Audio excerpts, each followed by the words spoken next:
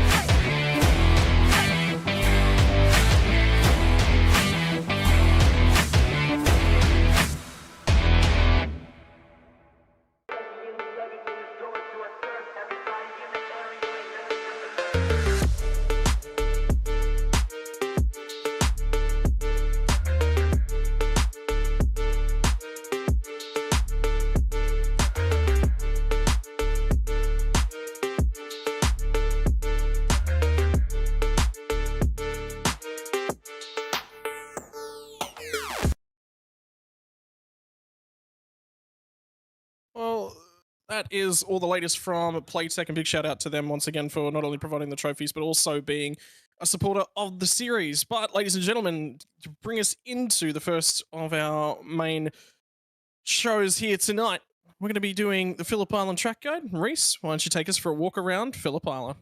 Yeah, it's a pretty fast walk. Phillip Island, the fastest circuit in Australia. It's been around since the early 1960s and has only had one real layout change. The first section of the track has stayed the same. Down the start-finish straight, flowing through Dewan Corner, and then down to Southern Loop. A very difficult corner to get right.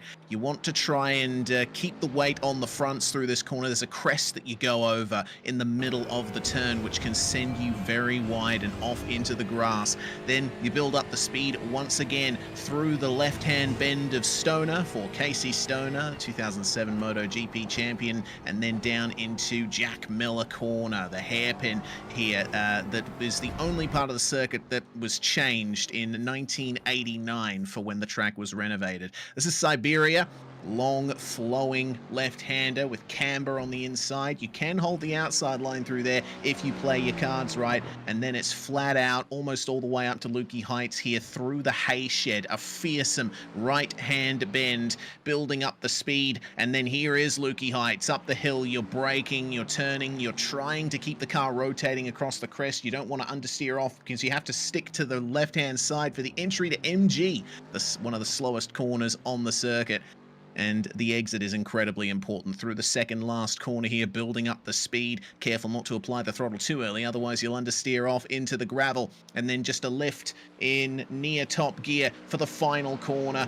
Get back on the power. Hope that you've carried enough speed for the run to the start-finish line. That is a lap around Phillip Island. A very simple circuit, but sometimes the simplest things in life are the best, are they not? Oh, they are, and I love this place for a couple of reasons. This one holds a little bit of special memory in my neck of the woods, just purely because this is where I got my first ever iRacing official race win. So, you know, everyone's got moments, and when you think about the sim and what brings us together as sim racers, everyone has one of those stories like that where you just go, I just remember that moment, and this track has one of those for me, and that is what makes it that little bit extra special, is that we can build our own moments. I love that about sim racing, is that no matter who you are, you remember your first, you remember the big ones, you remember your driver, the time that you drove through the field. And we've seen a few of those here this season in terms of the HyperFibre Esports League for New Zealand Esports and HyperFibre as well. We'll see if this lap for Russell Pepperell is going to be HyperFibre fast as he starts to set a new one. A lot of drivers are doing qualifying practice at the moment. And I don't blame them, because I think it's going to be a really, really important session. You can tow, but you've also got to make sure that you're ahead of a lot of the junk here too, Reese, isn't that? And probably time that we have a little bit of a look at our championship standings as well. Yeah, indeed. Currently in the lead of the championship is Antal Sabo in the number 92. Corey Lazarus, though, only 6 points behind him, and Stefan McCartan is pretty close as well. Could be potential for a big point swing with the fact that this round is a single race worth double points. Drivers like Ewan Baker and Hugo Allen especially, who was incredibly quick at round 1, just couldn't get the result he wanted in round 2. Well, he's down in 5th in the championship, and quite a ways behind in terms of the general points format. 25 points that he has to make up. Well, he could do that tonight. Yeah, it's a difficult night. It's going to require some things to go wrong on terms of our front end of our group. This is what it looks like a little bit further back, though. Xavier Simmons and Hamish Cleland sits outside the top 10. Cleland currently not seeing him in the racing service, so I think he's going to drift a little bit further back, unfortunately, something keeping him away here tonight. Cameron Dance has not had a great start to the season as well. He's been involved at drama at both of the rounds, so unfortunately for Cam Dance, it's on the back foot. Rob Henry's got a quick car here tonight as well. He sits currently second fastest in terms of our practice session, but 14th in terms of the points. You'll be looking for something to drag himself a little bit further forward. Taylor Mitchell, Luke Bradley, a bunch of names there towards the back end, and then this is what it looks like outside the 20.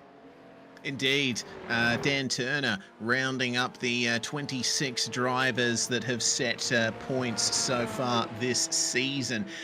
Just goes to show you with the very narrow gaps through a lot of the field here. Actually, all things considered, the biggest gap between two positions in the whole field is the gap between Cleland and Dance for 12th and 13th. They're separated by 13 points.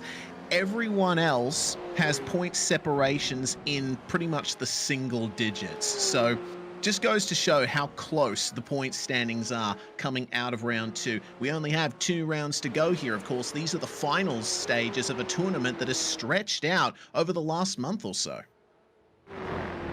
Yeah, and it's, you know, it's coming down to crunch time, isn't it? So, you know, if you weren't set up, you didn't get the best start of the season that you're necessarily looking for, well, now you've got some work to do in front of yourself. And the thing is, when you get a series like this that's going on and then going on for a while, it's gonna drag people in. All of a sudden, people just get that bit with that burst of emotion, that burst of energy, and they get suckered back in. They really, really want to chase things, but they might not have been as prepared for the start of the season. Shoes on the other foot for a few of those guys. Season did get off on the front foot, and then they sort of fall off a little bit. So this is sort of the round where things will come a little bit different. And endurance racing, it gives a lot of opportunities. Minute and 30 seconds, well, you know, it's a medium length lap. It's not a short lap, it's not a long lap. 50 laps means that there's a lot of opportunity for lap traffic and cutting your way through the lap traffic nice and quickly and effectively.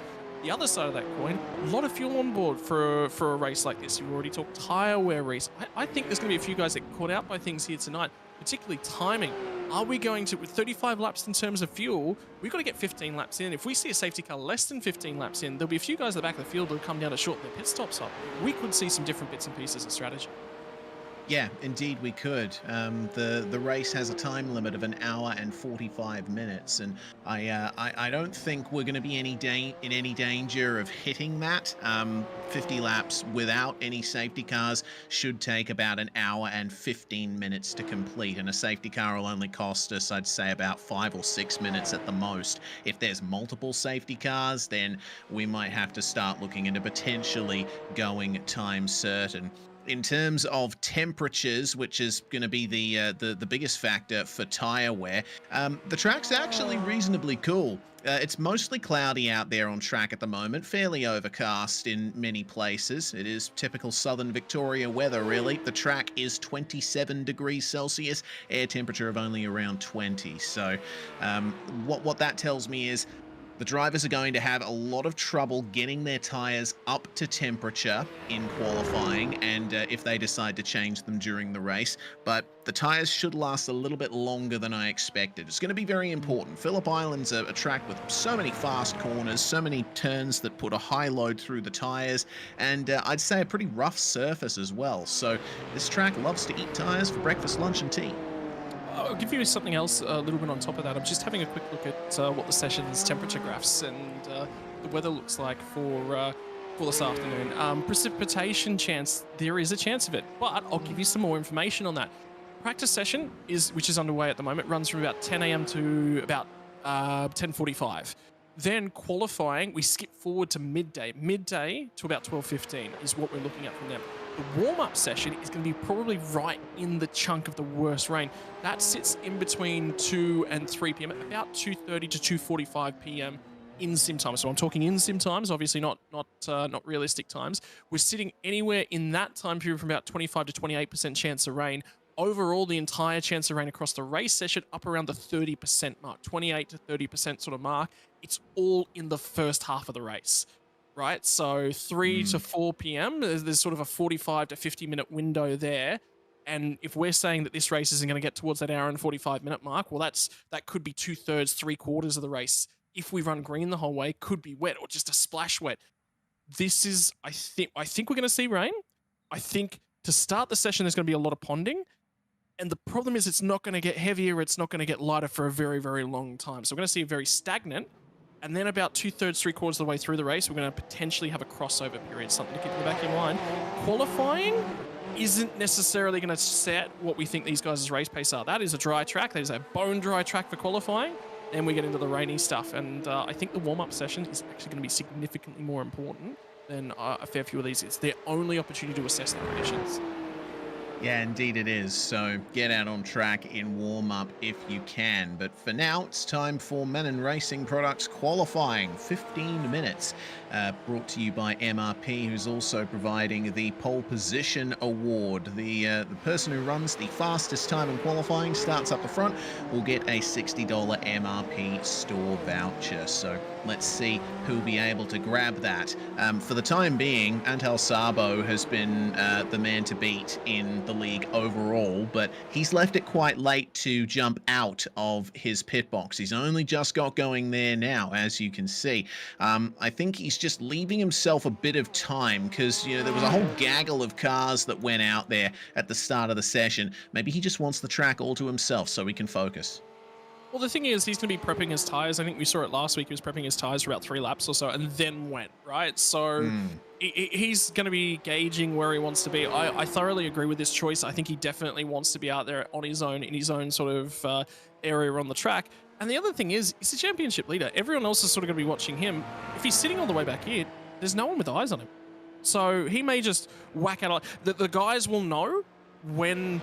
about if it is going to be lap 2, if it is going to be lap 3 on the tyre, and that's sort of where the best condition of the tyre is, they'll sort of know when they're expecting the best times to come out from him. So it's not like they need to watch him like a hawk, but he just, it just plays in your mind a little bit.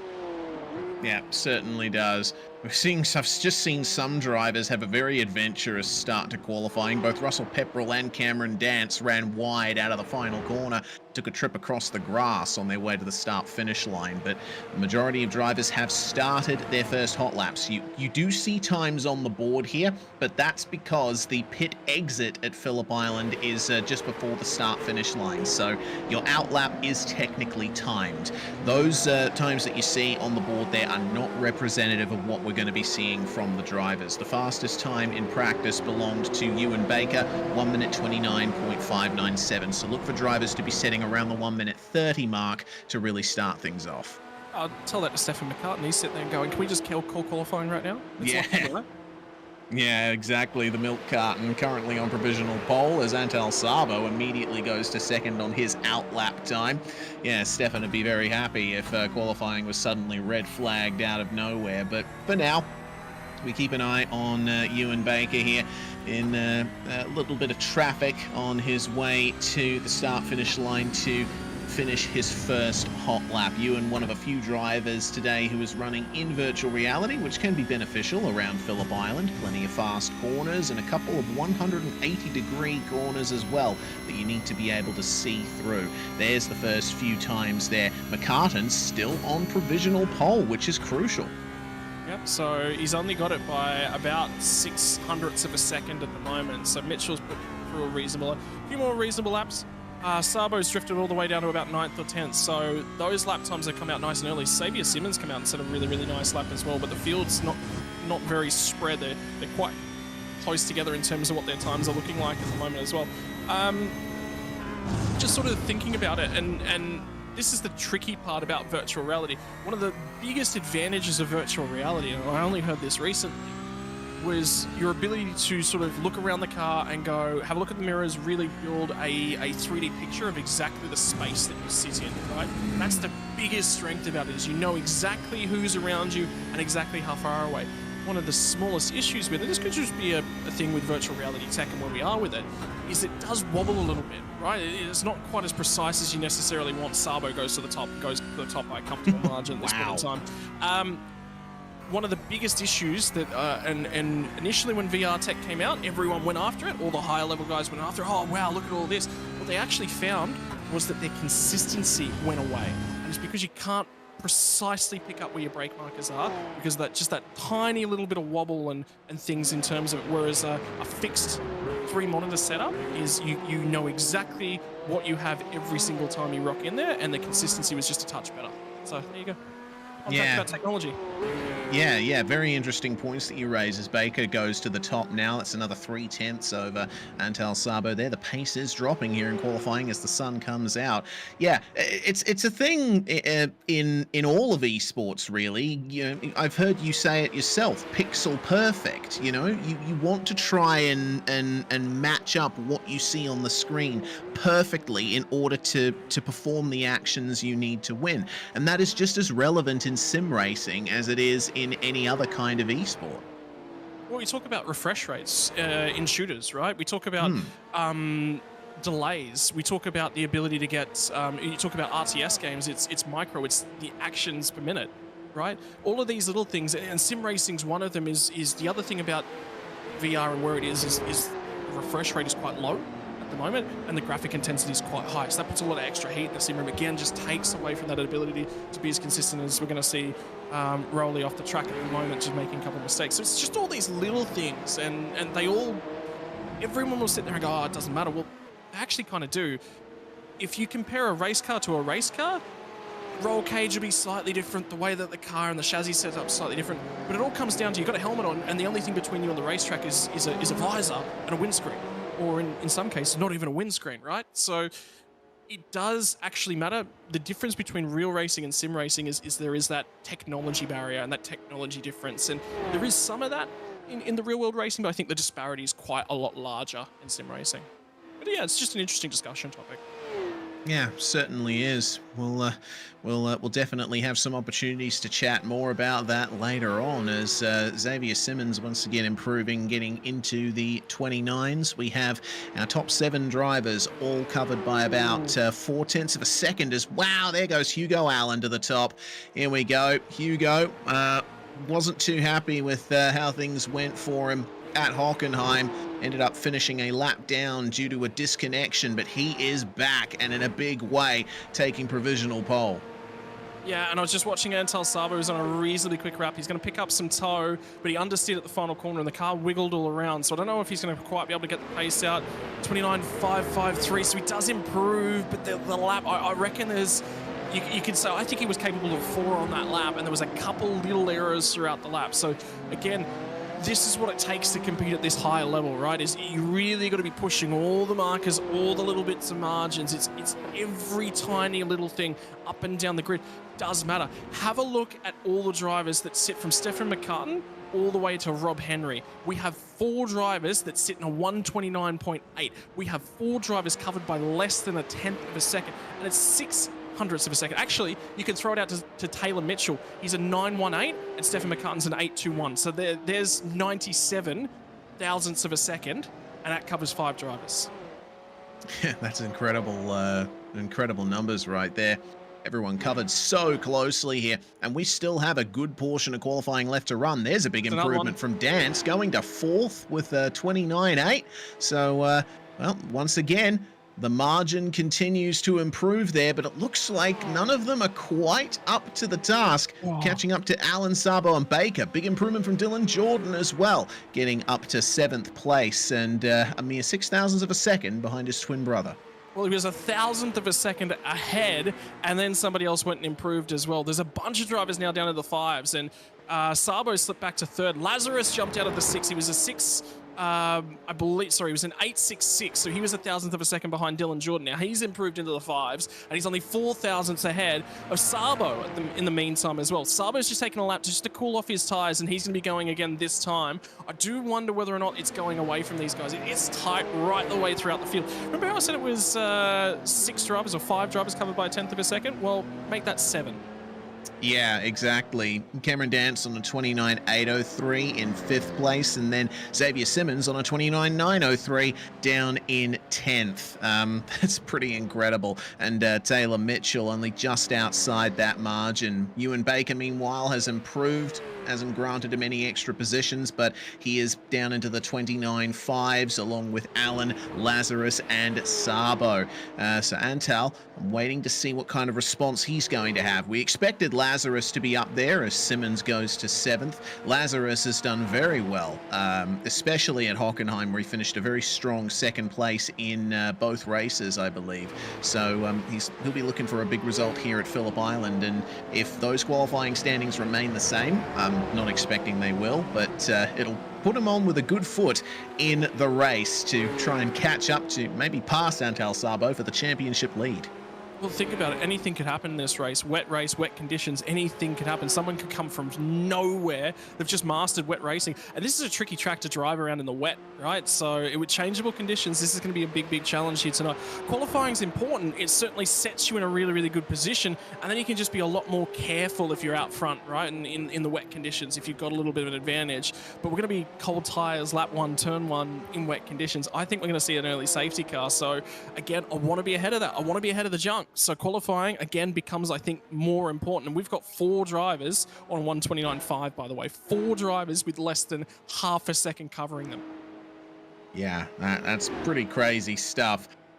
Well, we'll see who can make an improvement, if any, in the last 4 minutes of the session. Henry does improve, gets up from 11th to 7th, and Hayden Kirk will set his next time. Looks like he's just starting off a lap here from down in 16th place. Now, Kirk in the 3.71.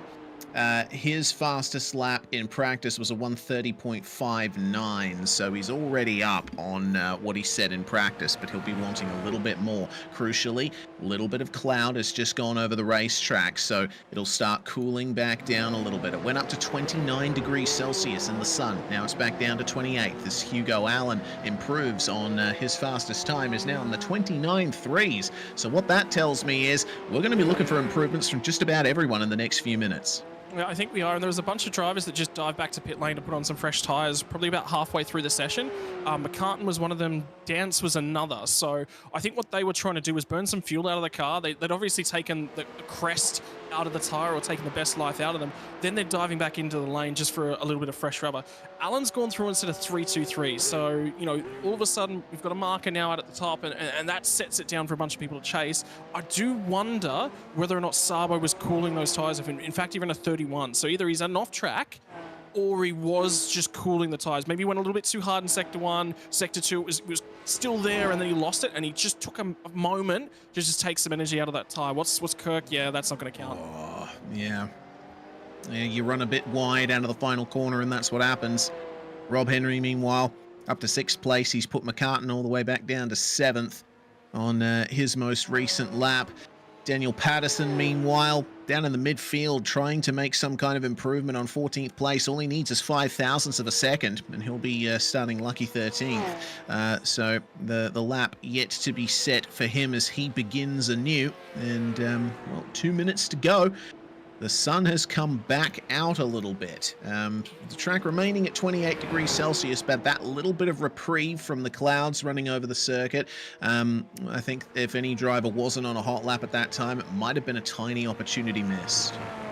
Yeah, I can tell you, Sabo, I think, might have just missed an opportunity to start another lap as well, because he was trying to let Cam Dance go through. Dance is still trying to bring those tyres up to temperature, so that's going to be an interesting... I think he's up to pace out the final corner, so you do have to lift through the final corner. It's not just carry the throttle and just be quick all the way. Patterson trying to set some lap time as well, and something else I was also having a look at was just some facts about Ewan Baker as well. Did you know that Ewan Baker shares a birthday with Charles Leclerc and Casey Stoner? And apparently Charles Leclerc and Casey Stoner share the same birthday. So I learned something today. Yeah, right. Yeah, that's a twofer right there. So that is one opportunity for you and Baker to say, hey, you know, I share a birthday with these guys. Maybe I have the same level of talent. And I mean, 4th place, certainly showing some great talent in what's proven to be a very competitive field.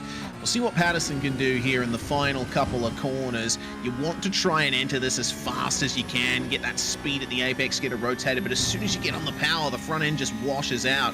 You need to be so careful down the straight here. Well, the lap is set at a 1:30.5 for him. That's a little bit off what he would have wanted, but he has enough time to come around and set another time before the session ends. 30 seconds to go, and that'll be his last opportunity. Oh dear, that's a big spin there for Corey Crowson.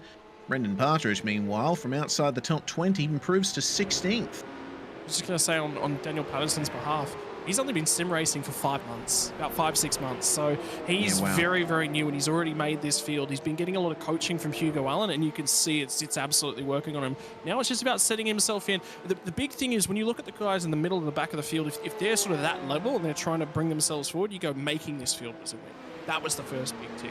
The rest of the season, I'm just going to run, I'm going to chalk up laps, I'm going to get the racecraft going, and I'm trying to just improve myself 2 or 3 spots every single race. That's the big thing. And a big one is at the endurance races, because if you improve an endurance race, you didn't just have the short run pace, you didn't just get lucky, you were there and nice and consistent. It's the only way to move forward in enduro. Yeah, I think this round is going to be one of the big proving points to see who really has it in them for racecraft and getting results. It always tends to bring out a different kind of skill, does endurance racing. Well, checkered flag has flown. Antal Sabo brought it into the pits and wasn't able to set another lap, and a bunch of drivers coming into the pits now. Rob Henry, Mandela Pluck, Xavier Simmons, Ewan Baker, none of them are going to improve. Hugo Allen stays out on track. Patterson does not improve. Will Hugo Allen improve on his provisional pole time across the line? And that is a 1:29.27. So taking pole position and the MRP pole position award, $60 store voucher in style for Hugo Allen. Cam Dance, I think, still on a lap, but I don't think it's necessarily going to be a great one. There's a couple drivers down at the tail end of that lap at the moment that are sort of pushing on. Lazarus is done, so I think that's just about going to be the session. And yeah, for Hugo Allen, another dominating performance. That's 3 pole positions from 3 races. He is just on top of the world. Now, if he can just stick the races together and just get those results, he'll be very happy with things. Dance was able to set a 29.886 on his final run of qualifying, which was about half a tenth away from where his previous best was. So no improvement for him. But I think that's a return to form for Cameron Dance. I don't think we've seen the best of him thus far in this series, and I think he's got a point to prove tonight. Yeah, I think he has too. Honestly, you know, I've been commentating Cameron Dance for many years now. I've even commentated alongside him on many an occasion, and I know how quick he is. And every round so far, I've been looking at him and thinking, why is he so far down? He should be further up. Well, maybe, yeah, this is his opportunity. Corey Crowson there rounding out the field 2 seconds back. He'll be hoping for some better luck in the race. Well, now we are going to make sure that we have our pole position winner in the server with us for a little bit of a chat. It seems that we're just waiting on Hugo Allen to jump on in, and I'm sure that Allen's going to be very happy with this one. He's gotten his night off to the best possible start after that absolute disaster at Hockenheim. Yeah, I think he's going to be very happy to sort of. I mean, the other side of the coin is from Hugo Allen, who's going to join us at the moment, is 3 pole positions from 3 races. So short run speed is brilliant, Hugo, but it's just getting that race tied down and managing to lock things in is the big issue at the moment. I mean, last week was obviously a network issue, but hey man, another opportunity tonight for. Is there a switch to HyperFibre on the cards? For sure. I think it's just for the rest of the season. It's just about kind of making the most of what I've got and trying to get back as many points as possible. I think to say that I'm still in the championship fight I'd probably be lying, but yeah, you never know what happens. I'm just gonna keep doing what I want to do and win races, and yeah, stuff happens. Like last week, I had a game crash, so. It happens, but yeah, I've had a big reset of the PC, so hopefully today it won't happen in the big old race. Mate, in terms of things, I mean, you're still sitting inside the top 5 in terms of championship standing, an opportunity to claw back a couple of spots and at least earn something back from the remainder of the season. But the big thing I think tonight is that there's a fan vote on out there for best livery on the night. So if you're sitting here and you're saying, what's the reason that your livery is amongst the best, and can you appeal to any of those fans to vote for you? I didn't come up with my livery. In fact, I can't even see my livery on my screen. But you guys will see it. But yeah, I actually quite like my livery. I like the white, and I'm running the matte white wheels as well. So I think it looks quite class. In terms of Phillip Island here tonight, like you said, it's qualifying pace is one thing. Now comes time for the race. We're thinking there was an opportunity for a little bit of rain in there. That seems to have run away, and it seems like we're going to have a bone dry race, which will change things up. 35 laps just on the fuel. Are you going to try and split it down the middle, 25, fresh set of tyres? I get the feeling tyre wear is going to be a thing towards the back end of the runs here. It will be, yeah. It absolutely will be. It's probably one of the worst tracks to have a big long race at because the degradation's quite high. With the fast sweeping turns, but Yeah, it is what it is. Everyone's in the same boat, as I say. But yeah, I kind of wish there was a little bit of rain to spice things up a bit. But yeah, I'm happy. To be honest, I'm quite surprised that I've got the pace, because it's not my kind of track. I normally like the kind of technical low speed stuff. But yeah, just happy to have some pace and still have something to fight with for the rest of the season. Mate, in terms of tonight's racing action and the race strategy itself, generally when we get into these endurance style races, fuel saving does become a big thing. Are you going to be trying to go hard? Is it potentially trying to keep the pack a little bit more bottled up and save some fuel as well? You know, give us some windows into your thoughts. Yeah, I think that's definitely part of it. There's a lot of things that you've got to look after in a long race, but yeah, I think you just got to be on your toes a bit with potential safety cars, and you know, if the weather's still kind of lurking around, you just don't know what's going to happen. So you just got to be on your toes, I guess. All right, and finally, floor's all yours to give a shout out before the race. Is there any thank yous prior to the race? Is there anyone that you're saying, hey, look, that's the guy I want to go out and battle with? And I get the feeling you're going to say Sabo and Lazarus once again. Yeah. Hey, look, big thanks to Barry at MRP for helping me out quite a bit through my sim racing and my actual racing career. And then also thanks to Wayne for giving me the seat for the series, because if it wasn't for him, I wouldn't actually have the seat in the first place, since I missed the qualifying. So to be honest, like, I'm just lucky to be here in the first place. Fighting for the championship is another thing. All right, mate, congratulations on another pole position, and shout out to the MRP Pole Position Award. Ladies and gentlemen, we're going to step away for just a few minutes before we go to racing action. Take a word from our sponsors right here.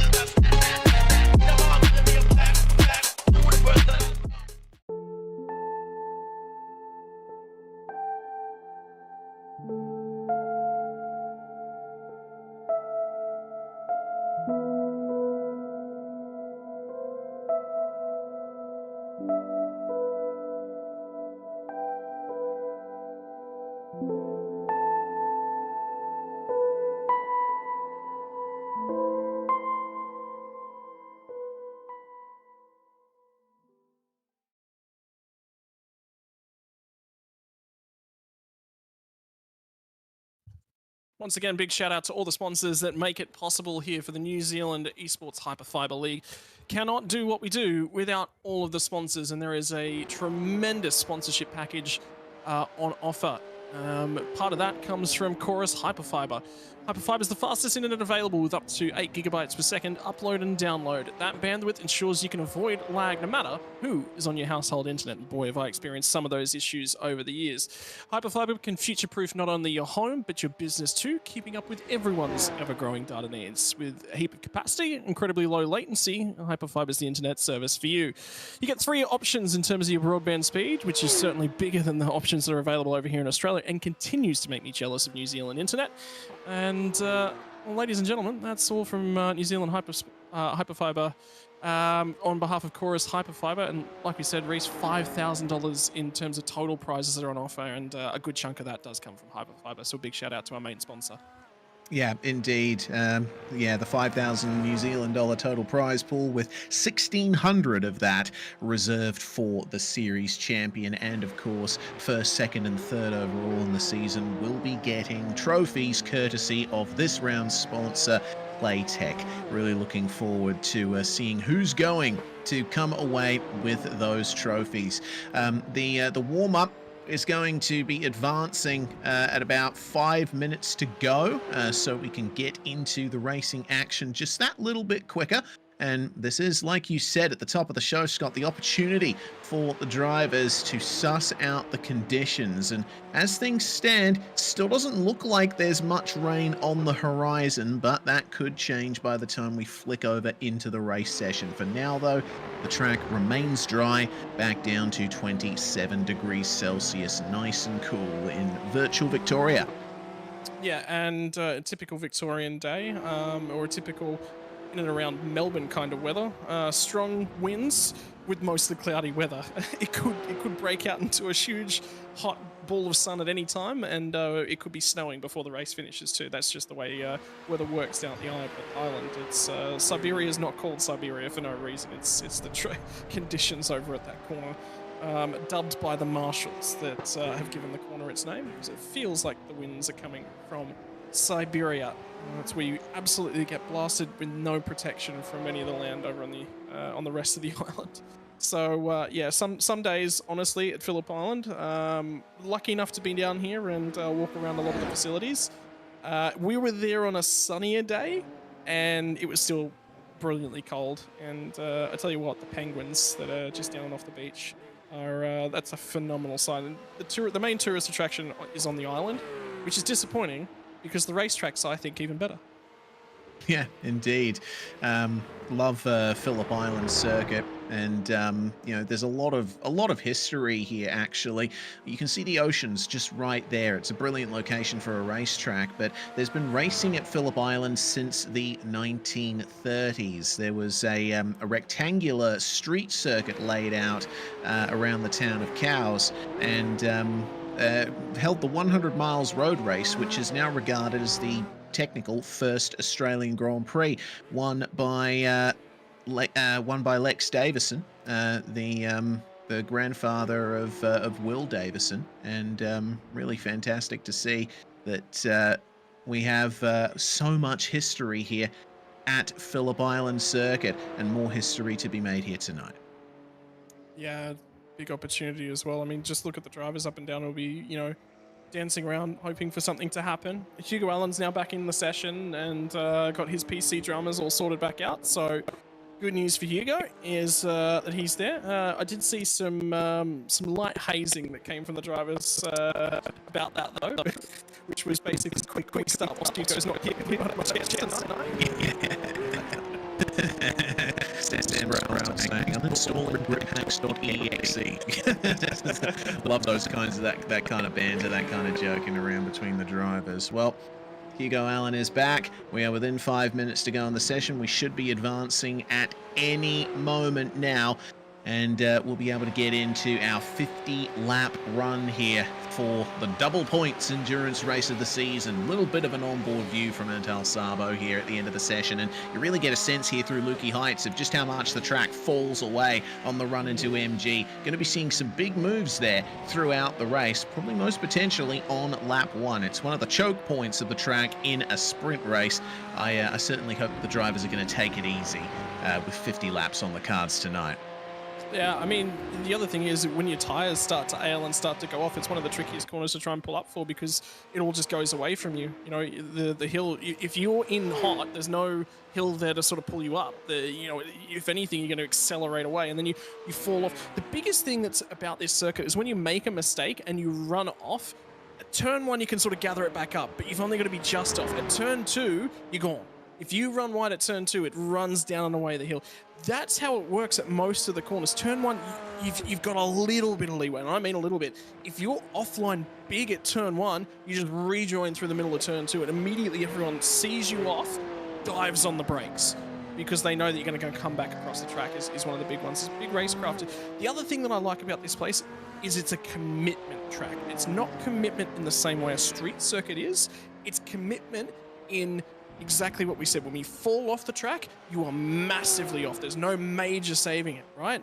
So you've got to be committed to race right to that line, and if you're just a wheel track over that, all of a sudden you're in big trouble. It's not one of those GP style tracks whereby there's a bunch of runoff area and you're okay. No, there'll be none of that, and that creates a lot of moments in the racing as well. Righto, ladies and gentlemen, I can tell you we are getting set for a race start here for tonight on the round number 3 of the New Zealand Esports HyperFibre League, proudly brought to you by tonight's round sponsor, Playtech. You're looking to get yourself more of your PC bits and pieces so that you can join the sim racing world. Playtech is the place to go. Your MRP pole position for round number 3. He's dominated this all season long, and tonight just becomes another one. Hugo Allen off alongside of Corey Lazarus are going to make up your row number 1. On row number 2, championship leader Antel Sabo is going to start off alongside Ewan Baker. Can Ewan get the jump that he needs to try and steal the run down to turn number 1? Cameron Dance sets his best qualifying performance of the season. Will line up alongside of Rob Henry. Both of these drivers with just a little bit something to prove deeper in the points. Stefan McCartan had a phenomenal round at Road America, and then he's sort of fallen by the wayside a little bit. Can tonight be the night he recovers? Xavier Simmons will start alongside of him on the 4th row of the grid. Rounding out our top 10, going to be James Jordan from Dylan Jordan, meaning we have a twinsies row number 5 race. Yep, row number 6 is going to be Taylor Mitchell and Sam Sproul, with Dan Patrick and Russell Pepperell up behind them. Daniel Patterson is going to start in 15th place alongside Mandela Pluck, who's still looking for a good result this season, as it looks like there isn't an extended grid timer for this one. We're about to get going. Indeed, we're off and racing, and there was a really good start by Dylan Jordan a little bit further in the pack. He's going to try and run it 4 wide as they get out and underneath the Melbourne Bridge. 4 wide on the run out of turn number 1. It's all starting all the way off down at turn number 1. Baker didn't get a great getaway. They're going to try and slot in. Lazarus still trying to go around the outside. Hugo Allen forced to cover. That's going to force Sabo to try and go the outside at turn number 2. Looking for it. Now he's lost the grip. Little bit offline. Loses the camber of the road, and he's going to be forced to slot into P3. Opportunity for Ewan Baker, and he nearly lost spots in the process. Now he's on the recovery mission. It certainly is, but Sabo making the V-shape out of the corner. Got a great run down the straight through Stoner. Now here at Miller, he passes Lazarus right back for 2nd place. And it looks like Corey doesn't have a chance to fight back there. That little bit of side-by-side has given Hugo Allen a crucial bit of breathing room. Remember, the drivers need to race cleanly. They need to be careful. A little bit of time lost now is not going to matter much in the grand scheme of things. This is the endurance round of the season. They've got a long way to go. But I tell you what, how good is the cold tire performance from Antel Sabo? Got a reasonable getaway. This is what you expect from a championship leader. Already ahead of his closest rival. Now he's just going to set the sights on probably some fuel saving on Hugo Allen. Close up a little bit. Then again, does Corey Lazarus just take this in the back pocket and go, all right, I've got 2 drivers ahead of me. I get a big toe down the front straight away. That's more lift off. That's more coasting. That's more fuel saving. Yeah, indeed. That's a very good point. Shortening your pit stop is crucial. Rob Henry, meanwhile, having to give Stefan McCartan room through the final corner there. McCartan getting a great run through the penultimate turn. But this time, Rob Henry will have the inside line for turn 1. How brave is Stefan? And speaking of brave, a little bit of a dive from Xavier Simmons as side by side for 5th place. McCartan out braking Rob Henry into the 2nd corner there, and the KSR number 7 will have to slot back into 6th. This is quite the pack here now behind McCartan. Everyone in front is just skipping away. And the big loser on lap number 1, the driver that failed to get a great getaway, was actually Cam Dance. Dropped from 5th on the grid, now sits 9th on the circuit at the moment. Little bit of a clue as they got down there. McCartan ran it wide when they got down to Miller Corner. He's going to drop 2 spots now, so Henry will pick those back up. Dylan Jordan is absolutely on the move. He nailed that start, let the clutch out, nailed the launch. He's up a host of spots, already on the hunt inside the top 5. Well, Rob Henry might just be his next victim if he's not careful. Yeah, Dylan Jordan with a great run so far in this race. We're only coming up to the end of the Henry 2nd lap. Oh, yeah, Rob Henry. Well, I mean, that's okay, though, because that kind of line through Lukey Heights, it's not really the worst thing to happen unless there's someone trying to pass you, because the corner is actually a little bit off camber as it goes across the top of the hill. You can bring it back in and straighten up the car a bit sooner for the run into MG.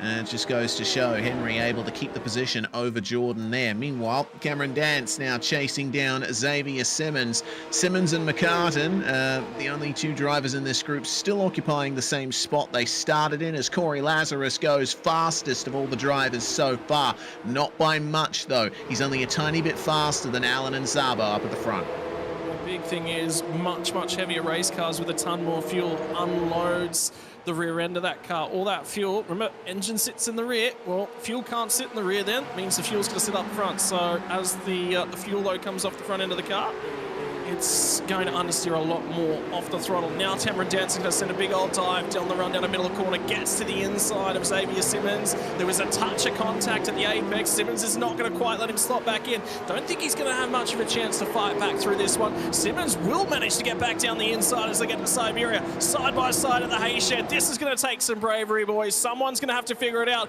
Probably lift. Simmons is going to try and go around the outside of the hay shed. That will take a slight lift. He's not going to have the preferred line. He will be on the preferred line when they get to Lukey Heights. He's down the inside. Bravery now from Cam Dance to stick it on the outside. Dance gets a little bit of understeer as he gets up and out of the rubber. Is finally going to bail out of it. No, back down the inside at MG. Now it's going to be Simmons who steals that one away. Somebody better get out there and remind these guys there'll be 47 more laps left to run. I think they're still in sprint race mode.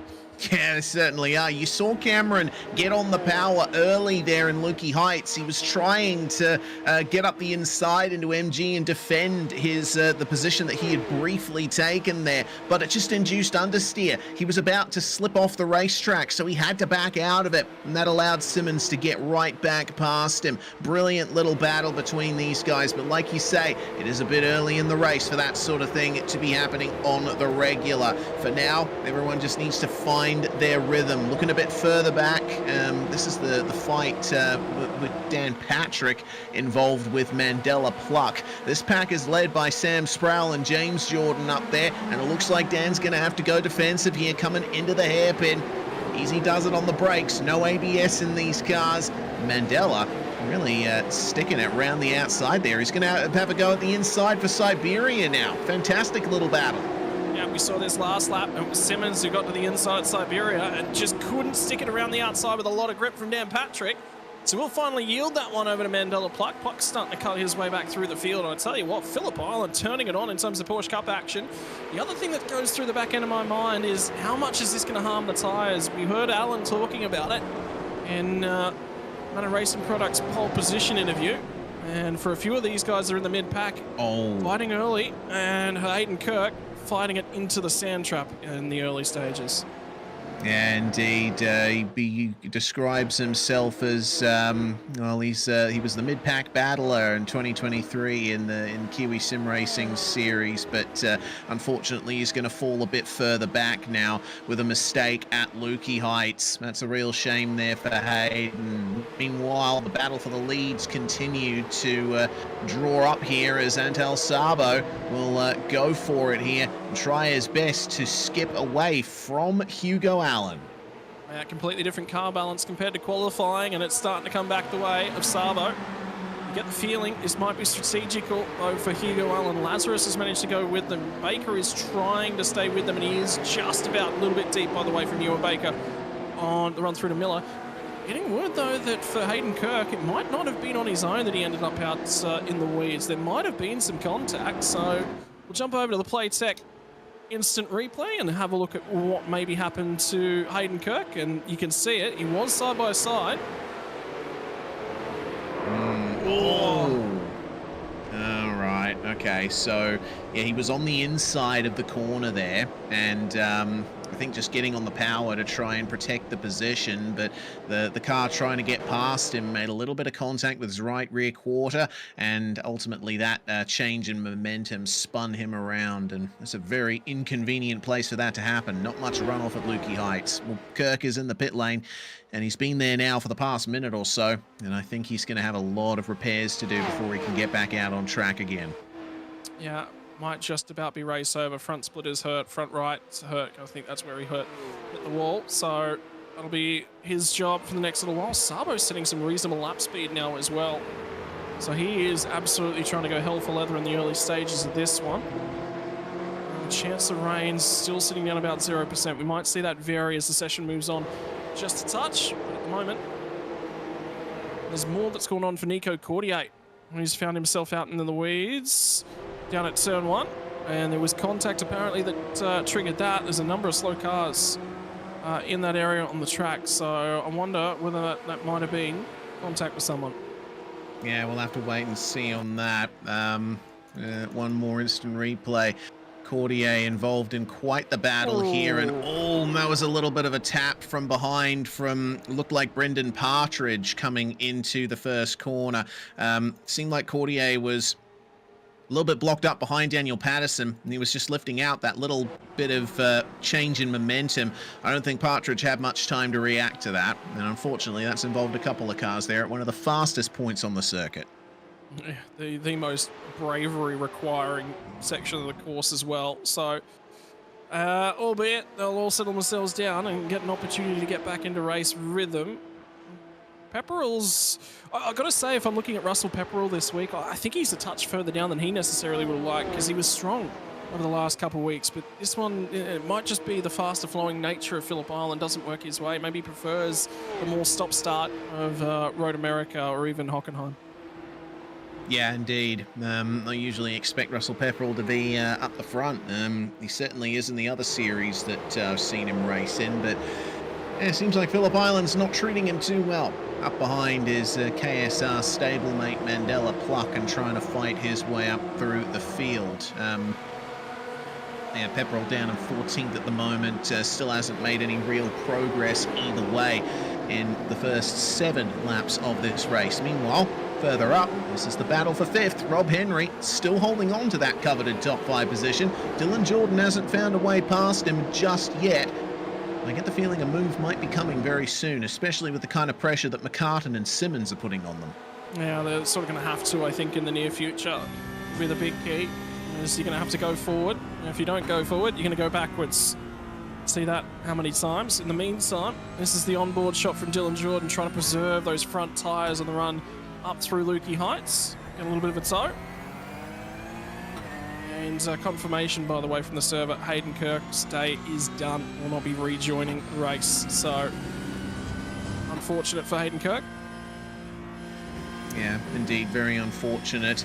But in this onboard view, Dylan Jordan's getting a very good look at the back of Rob Henry's car and that brilliant green livery. If you like what you see, maybe you can vote for Rob Henry in the Playtech giveaway for the best presented car and livery. Yeah, decide which of the liveries out there is your favourite. Go to the URL on screen in your bottom right corner. Submit your vote before midnight Sunday, the 6th of October, and you will enter the draw to win a custom PC case from Playtech, custom PC case design. So, yeah, make sure to get your votes in. Get in on that competition. For now, though, seeing a big view of HyperFibre on the rear wing for Dylan Jordan, who's looking pretty calm and collected, I have to say. It's a very high-stakes battle that they are fighting at the moment. Jordan's still one of the cars with the most positions gained in the field. He's just chilled out, isn't he? He's just Sunday drive. It's not Porsche racing action where you're on the edge of grip. The rear end wants to swap ends with the front quite regularly, and you can't tell that there was just about contact from Stefan McCartan on the way into Lukey Heights right there. So he's getting a lot closer to the rear bumper now of Rob Henry. And you just wonder, you do just wonder whether or not there is some fuel games that are starting to be played by a multitude of drivers, because Sabo leads the way at the front end of the pack. Lazarus is just about losing these two at the moment. He's on the fringe of losing draft, so he's got to be a touch closer if he can hang on to the tyre a little bit more. But Hugo Allen's staying quite comfortably with Antal Sabo as it currently stands. Yeah, I'm getting big Road America vibes from this. Remember how Sabo and Allen were battling with each other pretty much all the way through the first round of the NZ Esports HyperFibre League finals a couple of weeks ago. Let's see how long that battle ends up lasting. Meanwhile, news from race control.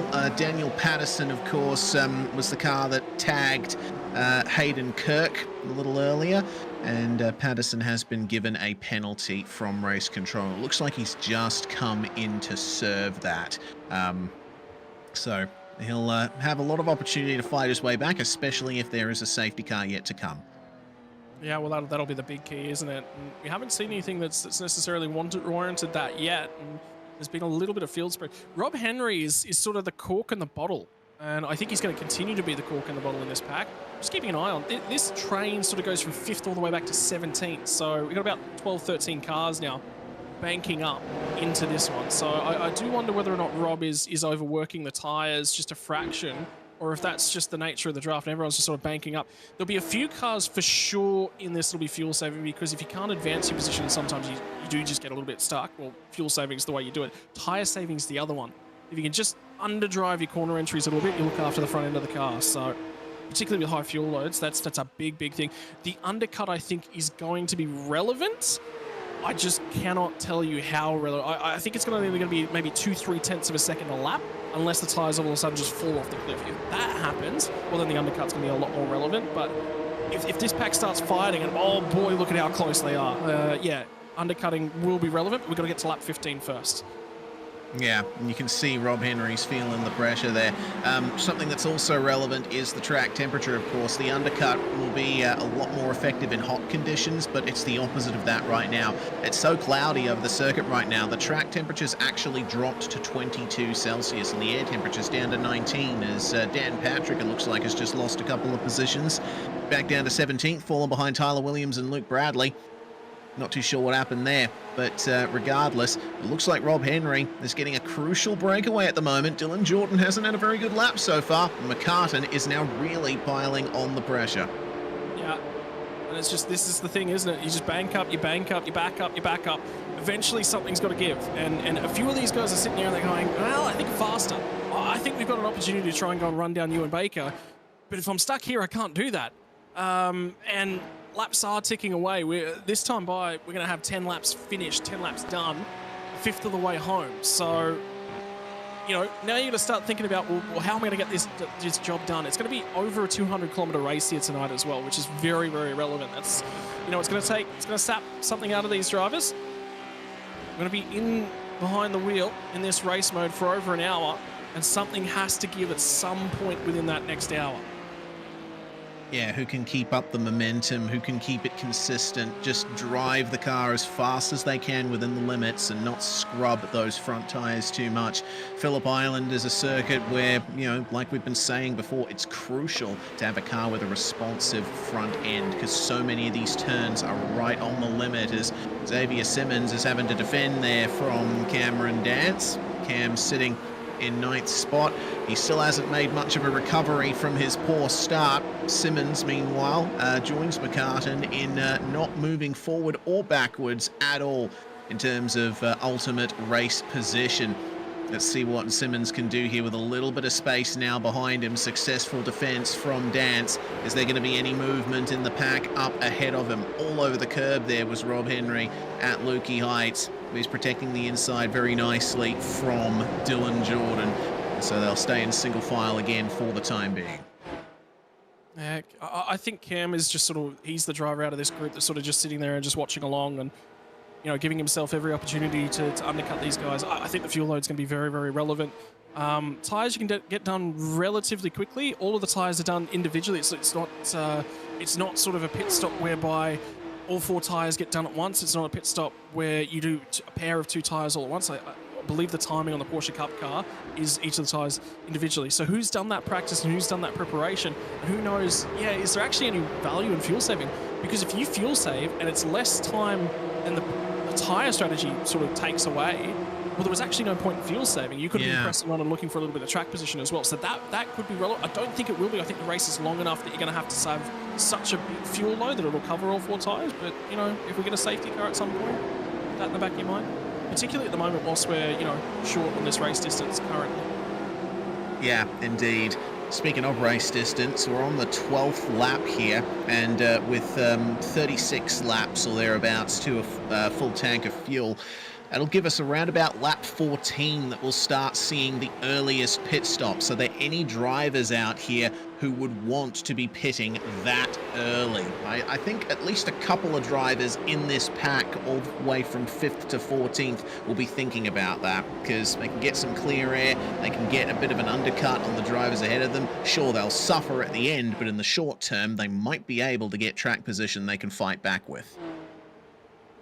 Yeah, the fuel load is the other thing. That's the big thing, right? Is that you know, fuel load does add time, lap time on, and if you think you're being held up more than that fuel load, that's where I trigger the undercut. But if you don't think that you're getting held up that much, yeah, it's a tough very, very tough call because the fuel differential's not massive, but it's enough. It's enough to be about 1.5 tenths a lap.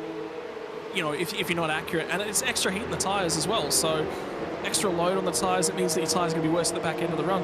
But if you're just stuck and you need to do something, well, yeah, it's the only lever you really got to pull. So you may as well have a crack. Yeah, indeed. I think if I was running all the way at the back of the field, sort of in the Billy Rowley, Dan Turner area, I'd probably just pit as early as I could and try to run to the end and hope that stuff happens in front of me to try and benefit me in the long run. But every other driver here, especially the drivers up the front, you know, I think the top 3 are going to try and run it as long as they possibly can, because they don't want, you know, a massive load of fuel early on, costing them that 1.5 tenths a lap. You extrapolate that out over 50 laps, that's something like 6, maybe 7 seconds that you're going to lose overall over the entire course of the race. Yeah, so you definitely want to run long. It also depends upon what the car balance does, because remember, as that fuel balance burns off the front, it's going to become a little bit of a more, you know, you get better direct drive, so initial launch off the corners is going to be a lot better. Lighter car as well is also going to help with that.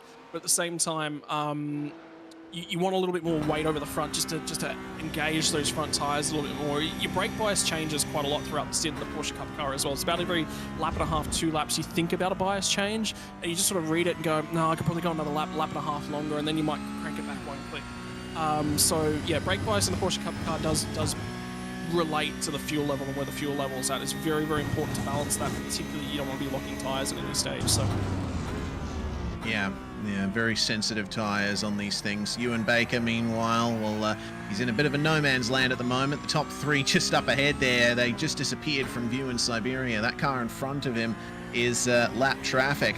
Baker is in a bit of a no man's land right now. He's too fast to be caught by the pack behind, but not quite fast enough to catch up to the leaders. The car in front of him is Nico Cordier, who visited the pits 5 laps ago. You know, just trying to get himself in a potential good position for the rest of the race. Still a bit too early to make the rest of the race without having to visit the pits again. yeah, I think that's just because he had to. I don't think he had much choice. I think there was damage potentially on that car that that he needed to resolve. You know, it is what it is. Rough night at the office. There's not really all that much more he could do about it. Now he's just sort of stuck in this position. So get the head down, see what you can do. Play a safety car by ear. Get lucky. You know, that's really your only option. You know, you're stuck out there. The benefit for him now is he can run it all the way back out to lap 43. If there's no safety car by lap 43-ish, well, he's probably not going to be back in the race, not relevant anyway. So that'll be his goal. Run it out that long, stay relevant, stay close enough to the leaders that when they all pit, he gets back on the lead lap and he has a potential to be relevant to the end of the race. Yep, that's the state of play for those way down in the field, including Patterson, who took his penalty some laps ago as well. Simmons is close. Oh, he is. Battle's starting to heat up here for what is now 7th between McCartan and Simmons. And it seems like Xavier is keeping Cameron Dance at arm's length as well. Cameron, I think, a bit too involved with trying to keep Taylor Mitchell behind him to really focus on trying to catch up to Xavier Simmons there. Rob Henry still the proverbial cork in the bottle here. Looking at lap times, Henry's last lap was a 1:31.0, 1 minute 30s for pretty much everyone in the immediate pack behind him, down to Taylor Mitchell. So still looking for some potential moves between all these drivers. For now, though, the opportunity's just not presenting itself. It's a little bit more than that. The problem is the risk level that you've got to take to get a move done is just not worth the outcome, right? So what we're seeing right now is a bunch of guys that are going, okay, we're probably not quick enough to catch you and Baker. We might be able to catch you and Baker. Or I can sit here and save a bunch of fuel and I'm not taking any risks, right? So that's what I see that's really happening. And this is the aspect of endurance racing. Everyone says, oh, it's a procession, it's a little bit... It is, but at the same time, it's being played with how much you're using the throttle pedal. It is... We're not playing the race for right now. The race is being set up for about 25, 30 laps from now. And we're in this bit whereby I love it. because this is a section of the race that is such an art form, is you've got to do all the hard work right now so that you're in the race in 25 or 30 laps time. But if you don't do the hard work now, you're not relevant to that race, so what was the point of setting it up? And that's a real art form, and that's racecraft, where that level of racecraft really comes in, because you've got to have pace, you've got to know how to fuel save, and you've also got to know when to pull each of those 3 triggers. And that is a very, very fine thing to do, and the only way to learn that is by getting out there and just making those mistakes. You will run races like this, and you'll go, I'm quicker than all these guys around me, but in actual fact, the quickest thing I can do right now is to slow my pace down. Yeah, it's like what Neil Crompton says: buy a ticket to the end. You know, this isn't a particularly long race as far as endurance races go, but you still need to play the long game here. And I think Antal Sabo will be looking to try and play some longer games here with Hugo Allen all over the back of him. Antal is the one punching the hole in the air here. Allen is being aggressive. He's pressuring Antal, but he's probably also taking the opportunity to save that little bit of extra fuel. Yeah, I just think there's no point in Hugo Allen. If these two guys were to go toe-to-toe right now, they wouldn't pull away from each other. They're so close together in terms of their outright pace that, again, risk versus reward. All they'd be doing is just offering a huge opportunity for Corey Lazarus to come back into it, then Ewan Baker to come back into it. Right now, Lazarus has really got to drive the car hard to stay with these guys, and that's taking away from the ability he has to stay relevant in terms of strategy. So right now, by these two guys just sitting as they are on the road, again, Hugo doesn't want to lead. Why does Hugo not want to lead? Oh, he doesn't want to be punching the hole in the air. And he's not setting the pace. He's basically saying to Antal, you're in control of this race, and whatever you're doing, I'll do it, but I'll save more fuel. Exactly what you want to do. If Antal all of a sudden drops his pace by a second a lap, you go with him. He'll do exactly what he's doing. Why? He'll do it for 2 or 3 laps. He won't do it for forever, but he will do it for 2 or 3 laps. And then he'll go, right, I've saved enough fuel, now I'm going to push on. But you won't see that. It maybe come down about 0.3 of a second. They're in a really, really nice window right now whereby no one else is relevant to them. And Hugo's winning this race by sitting here, so there is no point for him to push. Yeah, exactly. We are in the pit window now.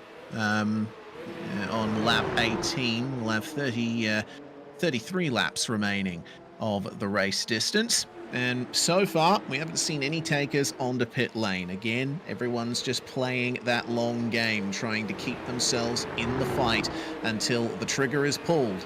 I'm pretty sure most of the drivers are going to be pitting around the same time. There's going to be one of them who ducks out early, decides, okay, I'm the one who's going to throw up the flag and come in, and then everyone else will immediately follow them in. I think probably the most interesting section right now is Sam Sproul's actually probably the guy to sort of keep half an eye on. And it's not. Oh, no! There we go. Henry! Oh, dear. Looks like Rob Henry with a big spin there at Miller. And unfortunately, Cameron Dance running right into him. That's some big damage to the front of the number 6. And that could be an aerodynamic disadvantage for Cameron Dance. It's also caught Dylan Jordan as well. So there's going to be a number of cars that are caught out in this one. And the Playtech replay is going to give us the story. I think Rob Henry's got major damage. I think he might be done. So just watch this. Remember when we're talking about fuel load burning out of these cars? A lot of heat in the rear tyres. Lazy little Porsche spin. How many times have we seen Porsche Cup cars do that? Yeah.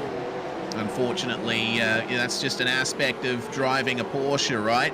The rear engine layout, the engine is slung out over the rear axle. There's so much weight in the rear of the car, and as the fuel burns off, that's a massive imbalance in the weight. So you enter a corner a little bit too quickly, you don't have much load on the rear. It acts like a pendulum. It just swings around. Rob Henry, yeah, he has got some damage here. It was a bit of a square hit that Cameron Dance gave him, so I don't think there's going to be too much in the way of suspension damage to fix, but yeah, a little bit of aero damage is mainly the issue. So Henry's going to take the chance here to repair that damage, and he'll also be able to fuel his car all the way to the end from here.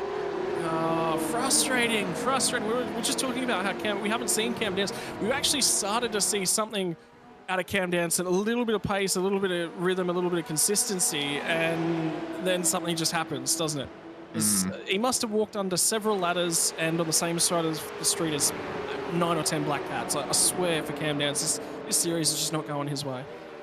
Yeah, not much in the way of luck. All he can do is hold on for now. He's probably going to try and stick to the strategy, try and last as long as he can in the slipstream of the likes of Sam Sproul, just to negate that straight line speed disadvantage he's just been lumped with.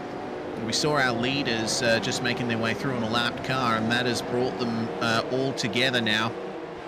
And Sabo, Alan, and Lazarus will be battling hard for the next few laps at least as Dylan Jordan continues on. He doesn't look like he suffered as much in the incident for Rob Henry as Cameron Dance did. Speaking of Henry, he's been in the pits for quite some time now. It looks like there's a bit more damage on that car than I expected. As yes, here we go down the start-finish straight. Oh, that is Sproul there who was trying up the inside. Mandela Pluck is going to get into the top 10 here. What a drive it has been here from Mandela, taking great advantage of all of the goings on here. Dance scrubbing off a little extra speed there on the inside. Pluck does not have the opportunity to fight back for now, but now Cameron is the one punching the hole in the air. He's got aero damage, he's got straight line speed disadvantage, and Pluck's going to take advantage up the inside into Miller. Yeah, here comes the KSR car and just drives it straight down the inside down there. Dance is going to still try and fight it back. And this is the lovely thing about Phillip Island. You get to the inside here at Siberia, you feel like you're a little bit brave. Dance runs it a touch wide. Pluck tries to pinch him narrow. Dance comes away with the spot. Once more, so got better drive once again off of Siberia. Now through the hay shed. He's going to get harassed when they get down here to Lukey Heights.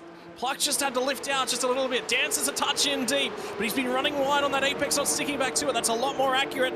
Now he's going to run wide as they crest the hill. The run down to MG.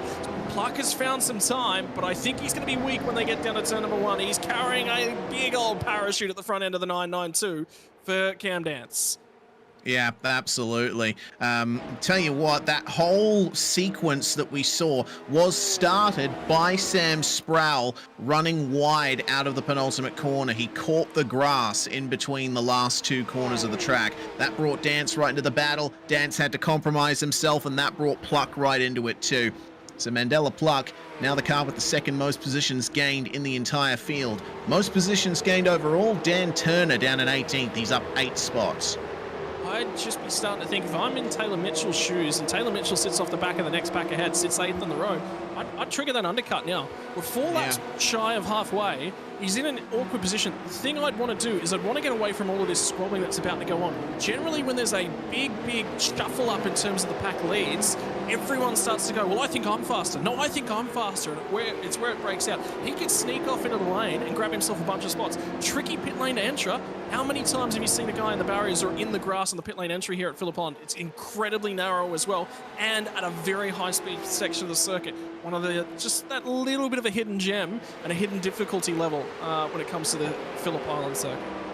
Yeah, it's a very dangerous pit lane entry and very easy to get wrong, and worth noting that Race Control have issued a mandate in the drivers briefing that drivers have to keep their pit limiters on all the way down pit lane. There is an advantage to be gained by running without the pit limiter on, because the pit limiter, when it's engaged, actually ends up bringing you 1 kilometer an hour lower than the pit lane speed limit. And some drivers in races past have run the pit lane with the limiter off and been able to gain a slight advantage because of that. Well, Race Control are going to be monitoring everybody and keeping an eye on the dashboards of the cars to make sure the pit limiter is engaged all the way down the pit lane here at Phillip Island. And speaking of pit lane, we talked about the entry. The exit is going to be an issue as well, because the car pit lane exit here at Phillip Island spits you out right past the start-finish line back onto the racing line of the circuit. The motorcycle pit lane exits on the outside of turn 1. That's a safe option, but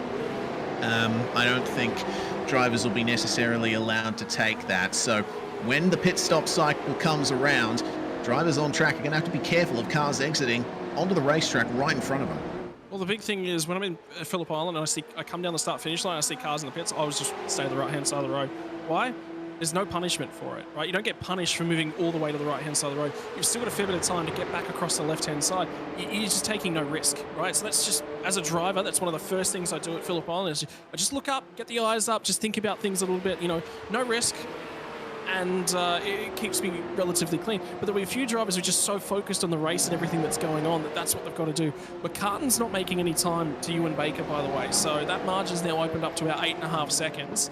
And now I think somebody just has to pull that trigger. We're so close to the halfway mark. Oh yeah, Dan Patrick's going to do it. There he goes into pit lane, and you see just how narrow it is. Get on the brakes. Make sure that you slow down in time for those yellow cones. And here we go. Sorry, it's not Dan Patrick, it's Luke Bradley who's made his way into the pit lane there. So first driver, I think, to have a scheduled pit stop today. And now everyone else will be keeping an eye on that to see how he does. We're rapidly approaching the halfway point of the race, which means these leaders here will probably be looking to get their strategy on board. Well, when do you pull the trigger? Because if you're in Hugo Allen's real estate, I mean, he's probably got the most fuel saved. Lazarus is a wild card in this. He can do literally anything. And if they're going to run it long, Saba will have to be the first one of the three to pit. I think the comment you made a little bit earlier on is that these guys are just going to run it long. It depends on the traffic. If all of a sudden they get a bunch of drivers rejoining in and around them, and Luke Bradley's going to be a really good marker here, he's going to come out relatively cleanly in front, which says to me, okay, there's not going to be a huge amount of traffic. But all of a sudden, if somebody falls off the island with looking after the car, so Bradley's just rejoined. These guys are coming out of the final corner. And he's sort of going to have about 5.5 seconds or so down the road from these guys. The big question mark is, does he take tyres? Probably. How long does it take that warm-up cycle? And if you come across a car that's on cold tyres, that's probably one of the more dangerous aspects because they just don't have the same level of grip you do. Yeah, well, the pit stop for Luke Bradley was 37.8 seconds. And that tells me that he probably took tyres in that stop as well. He's going to have to wait a couple of laps for them to come up to temperature, but we'll get an idea of the relative pace when Bradley has a few laps on that rubber. For now, though, Sabo still keeping Allen behind him, and yeah, it's just a waiting game at the front of the field right now. Long races like this, you see drivers playing the long game, like I say, and you know, they'll be waiting to make those moves maybe in the last 5 or so laps of the race. All of this is set up for the last few kilometers. Just keeping an eye on Cam Dance as well. He's found a little bit more pace. He's actually starting to take time back out of Taylor Mitchell ahead. So even though he might be carrying a big old parachute on the front end of the Porsche 992 Cup car, he has still got okay pace. That's a lap car ahead. That's Nico Cordier, and the pack ahead of him is just made their way through and by him. So this will give us another sort of opportunity to have a look. Was it perhaps the lap traffic was giving a little bit of the dramas? Was Taylor Mitchell fuel saving? You know, was he just not accurate through the final section? I think he's actually made time again as they get down through MG. The problem is he's going to lose it again in a straight line. 2 reasons: draft and parachute. But if Cordier sits where he is, Cordier could offer a really, really good opportunity for Cameron Dance just to find a couple extra tenths. Yeah, certainly could. This is the battle a little further up. Xavier Simmons on Stefan McCartan. Now these two are the ones at the front of the pack, and Simmons, it looked like, was gaining a bit of time down the straight there in the slipstream, but runs maybe a quarter of a car width wide at the apex of turn 1. It's not the end of the world, but it does cost you a little bit of extra time and puts a little bit more energy into the tyres. Well, at this point in time, the tyres are relatively old now. So if you're going to split it in half, this race entirely in half, you pit at the end of this lap, 4 fresh tyres, and you're going to run the same pace in the first half that you do in the back half. Maybe, you know, a little bit extra draft, getting some free air. You actually want to, I think, overcut a little bit in terms of Porsche Cup car. But what that does do is your out laps, all of a sudden, the guys around you that pit that 1 lap earlier, yeah, they were slower on that lap, they've got their tyres up to temperature now. So for 2 laps, you become really, really vulnerable, and you're defending on cold tyres. So if you undercut, you're running a cold tyre lap in clear air, but if you overcut, you've got to defend from those guys. If you can make the margins work and look after things, but you've also got to be mega aggressive in your pit lane entry. There's a lot to think about with this strategy. Porsche Cup cars, pit stops, tyre changes just make for really interesting races. Yeah, they do. And the maximum interest level is yet to come as we see them exit the final couple corners. There we go. Trigger pulled by Stefan McCartan. I like this. He didn't want to wait for anyone else to pull that trigger. The other thing is, I think he was saving a lot of fuel in the early stanza of that race, which means that this is going to be the shortest stop of this group. Gets out, clear air, gets rid of the cold tyres nice and early. He could also be suffering from a little bit of understeer at the back end of this stint. Great opportunity to do that. Pluck send it down the inside of Cam Dance on the run to turn 1, 2. Yeah, but Dance is fighting back. It's all happening in the background right there as Dance manages to get the move done again. There's been an incident also at Miller. Luke Bradley fresh out of the pits as Cam Dance runs wide out of Southern Loop here. Pluck's going to have an opportunity here. Gets back the position through Stoner, but Dance will have the inside line for Miller. It's covered. Mandela Pluck staying in the middle of the road, forcing Dance to pick a side, and it looks like it was the wrong side of the corner for Dance. Bradley just spinning at that location just a few moments ago, so we might have to wait a couple moments longer to see what his ultimate pace is going to be. Regardless, they're in the second half of the lap now, and we saw that pit from Stefan McCartan, and it was a very short pit stop, 13.2 seconds. He hasn't taken tyres, I think. Yeah, well, I mean, that's him just going, right, I've saved a bunch of fuel, I've looked after the road. And that's the big question. If you're not going to take the tyres, that means that you had to look after them throughout this first stint. Not only was he fuel saving, he's probably tyre saving as well. That means his race is going to be really, really short. I think Dance is going to pit here too as well. I think he can't be caught up in behind Mandela Pluck for too long. I think this is really going to hurt his overall race. Yeah. Having said all of that, Pluck, roughly out of nowhere, has put himself in a big contender position for the top 10 as James Jordan now tries to pass Russell Pepperell and is successful. Pepperell once again having a bit of a middling race at the moment compared to the form we've seen from him in the past, but you never know. Stablemates at KSR might be able to stick in the slipstream of Jordan for a few moments longer before it ultimately comes time for them to pit. Well, now we're past the halfway point of the race, and it's just a case of wondering who's going to pit next. And an interesting thing about, remember we were talking about tyres, well, if you can do tyres individually, 13 seconds might be enough for 2 tyres. So you might be able to take right-hand side tyres. That is going to give you a treacherous car to drive on that outlap, but the back end of this race is really going to come your way. So it's risks versus reward. You know, the least risky thing you can do is not take tyres then. Or is it take all 4? Because then you've got a car that evenly fits. Well, you take all 4, you lose 24 seconds. It's not worth it. So it's going to be the least riskiest thing you can do. Take no tyres. The most riskiest thing you can do is take probably 2 tyres. 1 tyre is a big bravery call, but it'll give you a very stable car on that outlap. And then once that tyre comes up, it's going to be quite good. But working that tyre in is not the easiest as well. And then which one do you take? Do you take right-hand sides? Do you take fronts? Do you take rears? You know, you're not going to take left-hand side tyres. That's the only thing we'll be sure of.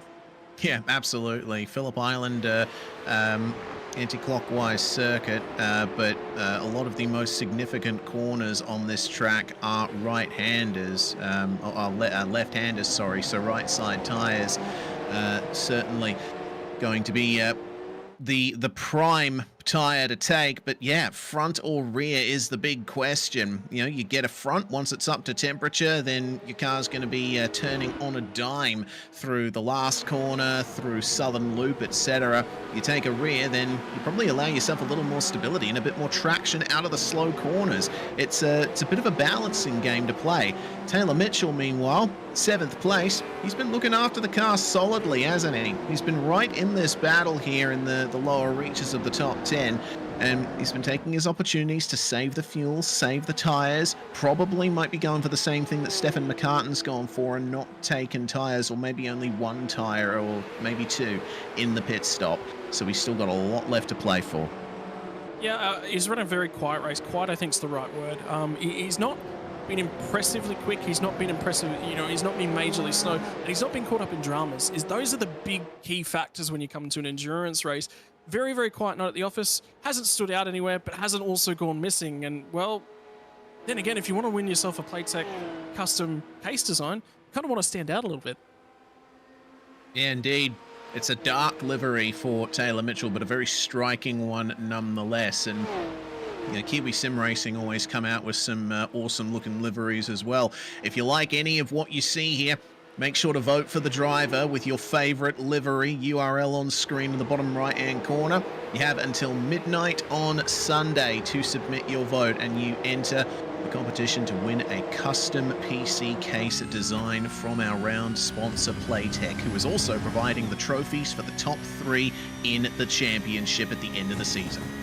Think about the end of the season now as well. You know, we needed to see a really, really bad round from Antel Sabo, and we haven't seen it thus far, touch wood, but you know, speeding on the way into pit lane, unsafe pit lane entry, stepping outside of those lines, nudging the cone on the way in, those are all big, big dramas. So ultimately, where he sits right now, if he wants to win this race, he needs to take a little bit of risk on the pit lane entry. If he's thinking championship, he might just underdrive the entry quite a little bit. I think he's not going to win the race. I think Hugo Allen's overdriven him in terms of the grander scheme of things, in terms of the overall strategy. So that means that he's out of sequence in terms of trying to win that. So then do you just bank championship points? So I think that might be the way he goes. I think he might just drive.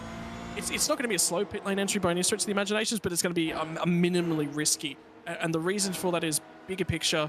There's prizes on for being a winner here tonight, but the bigger prize comes at the end of the next round, of the final round of the championship, and that one's much, much more important to me.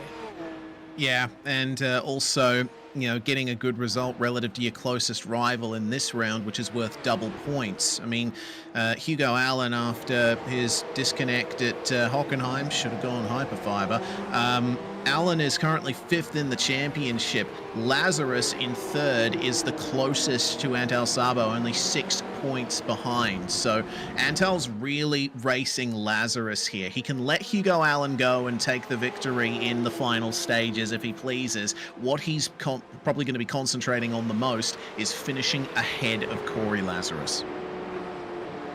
Even just, if he can't beat Corey Lazarus, that's fine. Finish right behind him, right? Minimize your losses.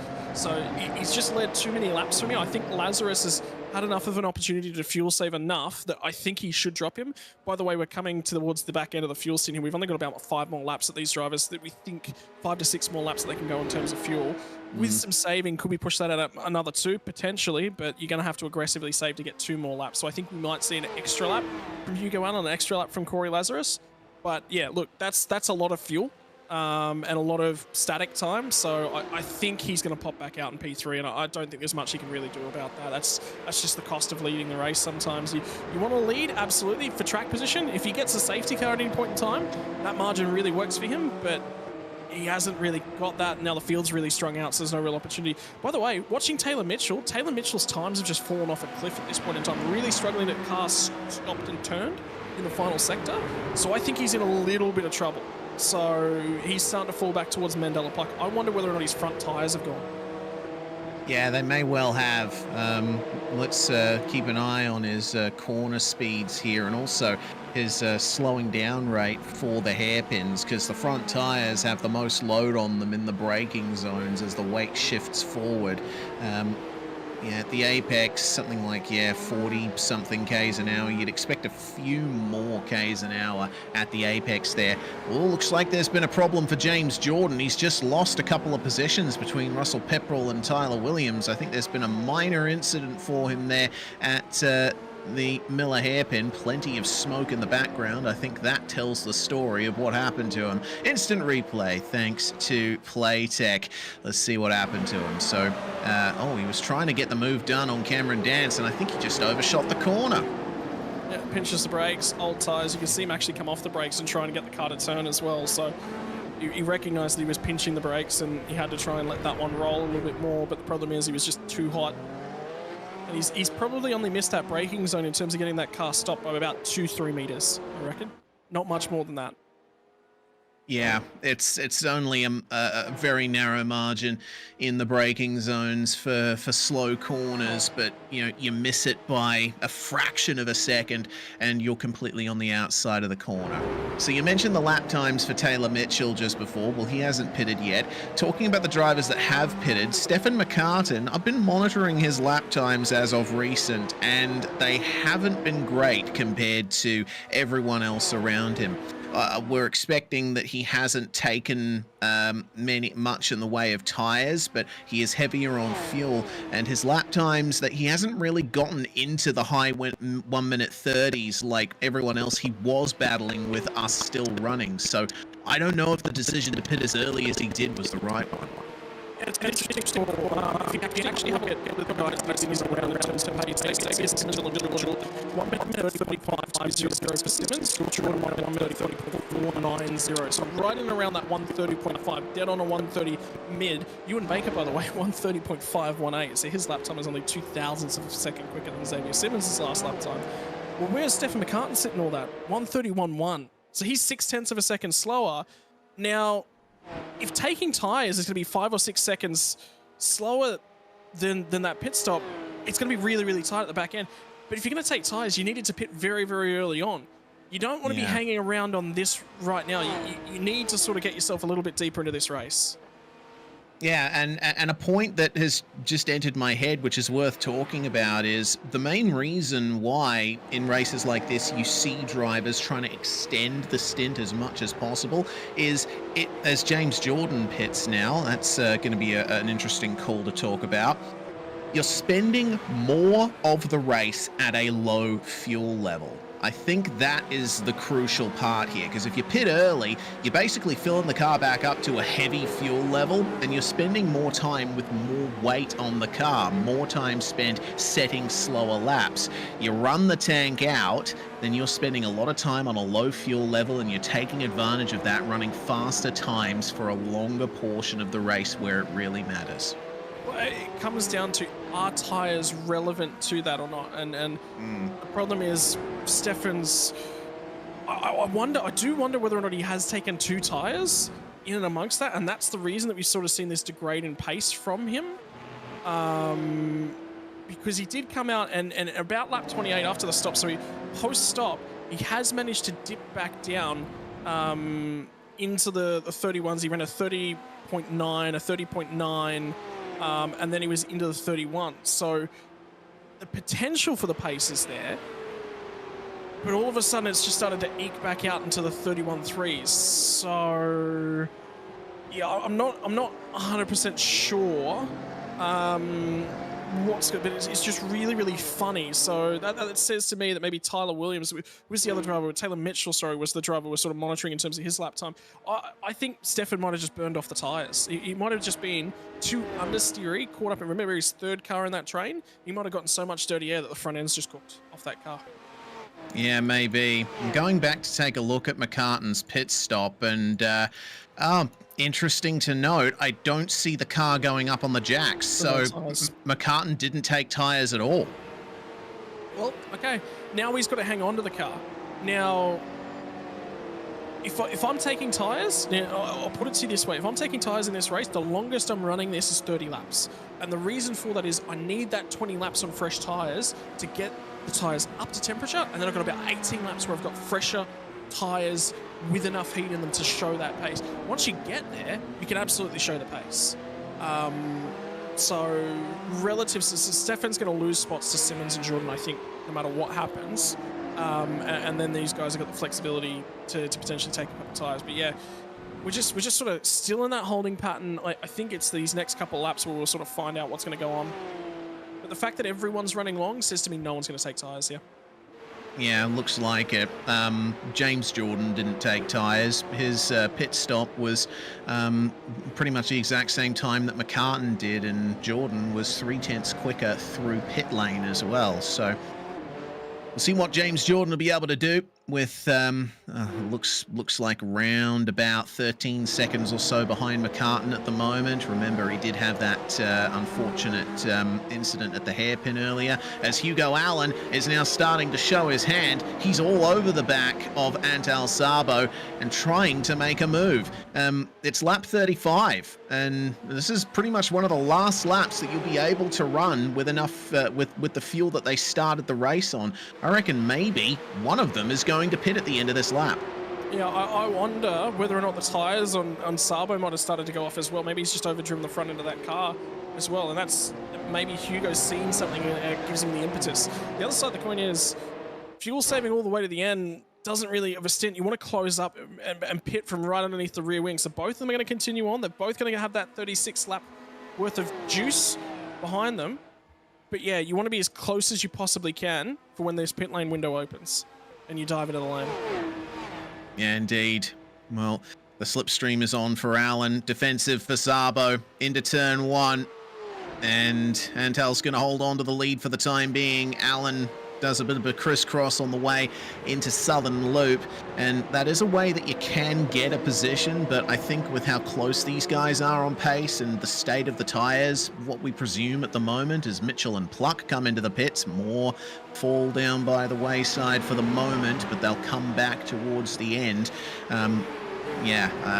Just looks like Antal Sabo is on the mega defense right now, and this is all giving Corey Lazarus a big advantage.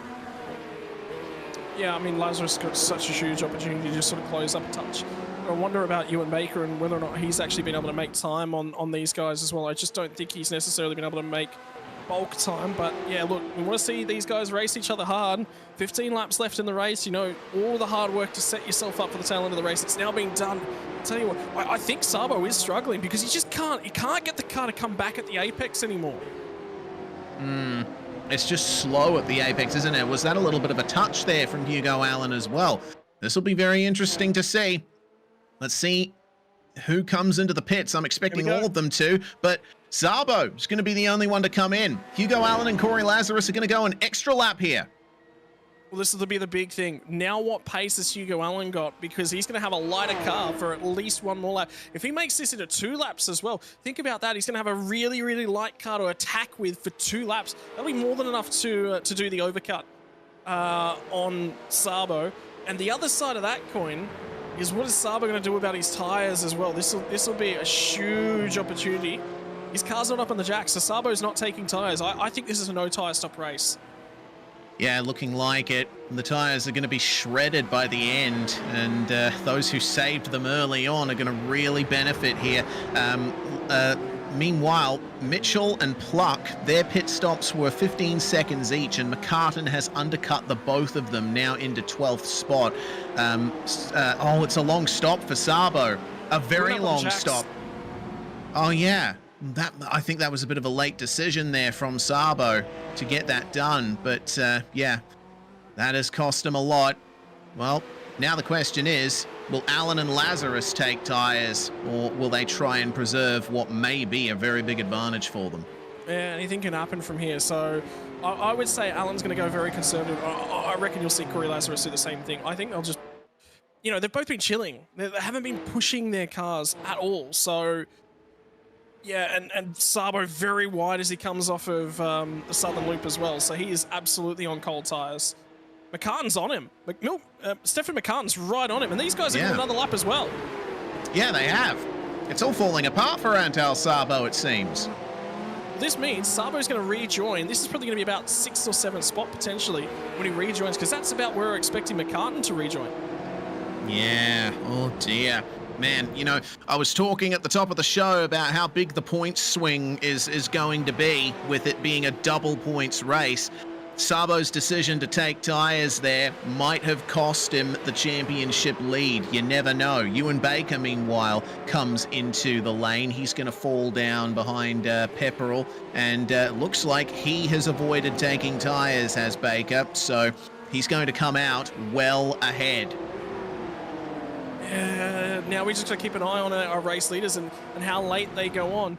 It looks like Sabo's starting to recover, starting to get some temperature and pressure back into those tyres, so the pace is about to start coming. Ewan Baker's got out massively ahead of him. Massively ahead. Yeah. 15.7 second pit stop for Ewan Baker. And that's around 16 seconds or so that Ewan Baker has on him. So, you know, Ewan Baker was dropping off the back of the top 3 and running a long way behind them before the pit stops started happening. That tells me that that Baker's going to be safe in 3rd as Allen and Lazarus come in. Now, the question is, are they going to take tyres? I would expect them not to. They would have already seen what happened to Antal taking tyres. They don't want the same thing to happen to them. Well, Hugo Allen just ran a 30.256, so he has absolutely got life left in those tyres. Don't you worry about that. Yeah, the big question is how much fuel between these two guys is needed, and it's all about saving and putting yourself in the right position. I just don't expect these cars to go up on the jacks. I think that was a huge error. Cameron Dancer's now in as well from Sabo. He's just made a major mistake. Oh, look at Lazarus, got the jump on Allen. That was a great run out of the box.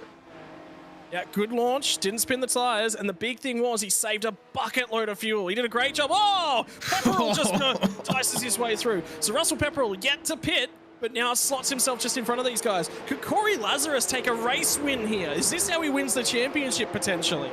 Yeah, this is great. I'm rubbing my hands together in glee at this.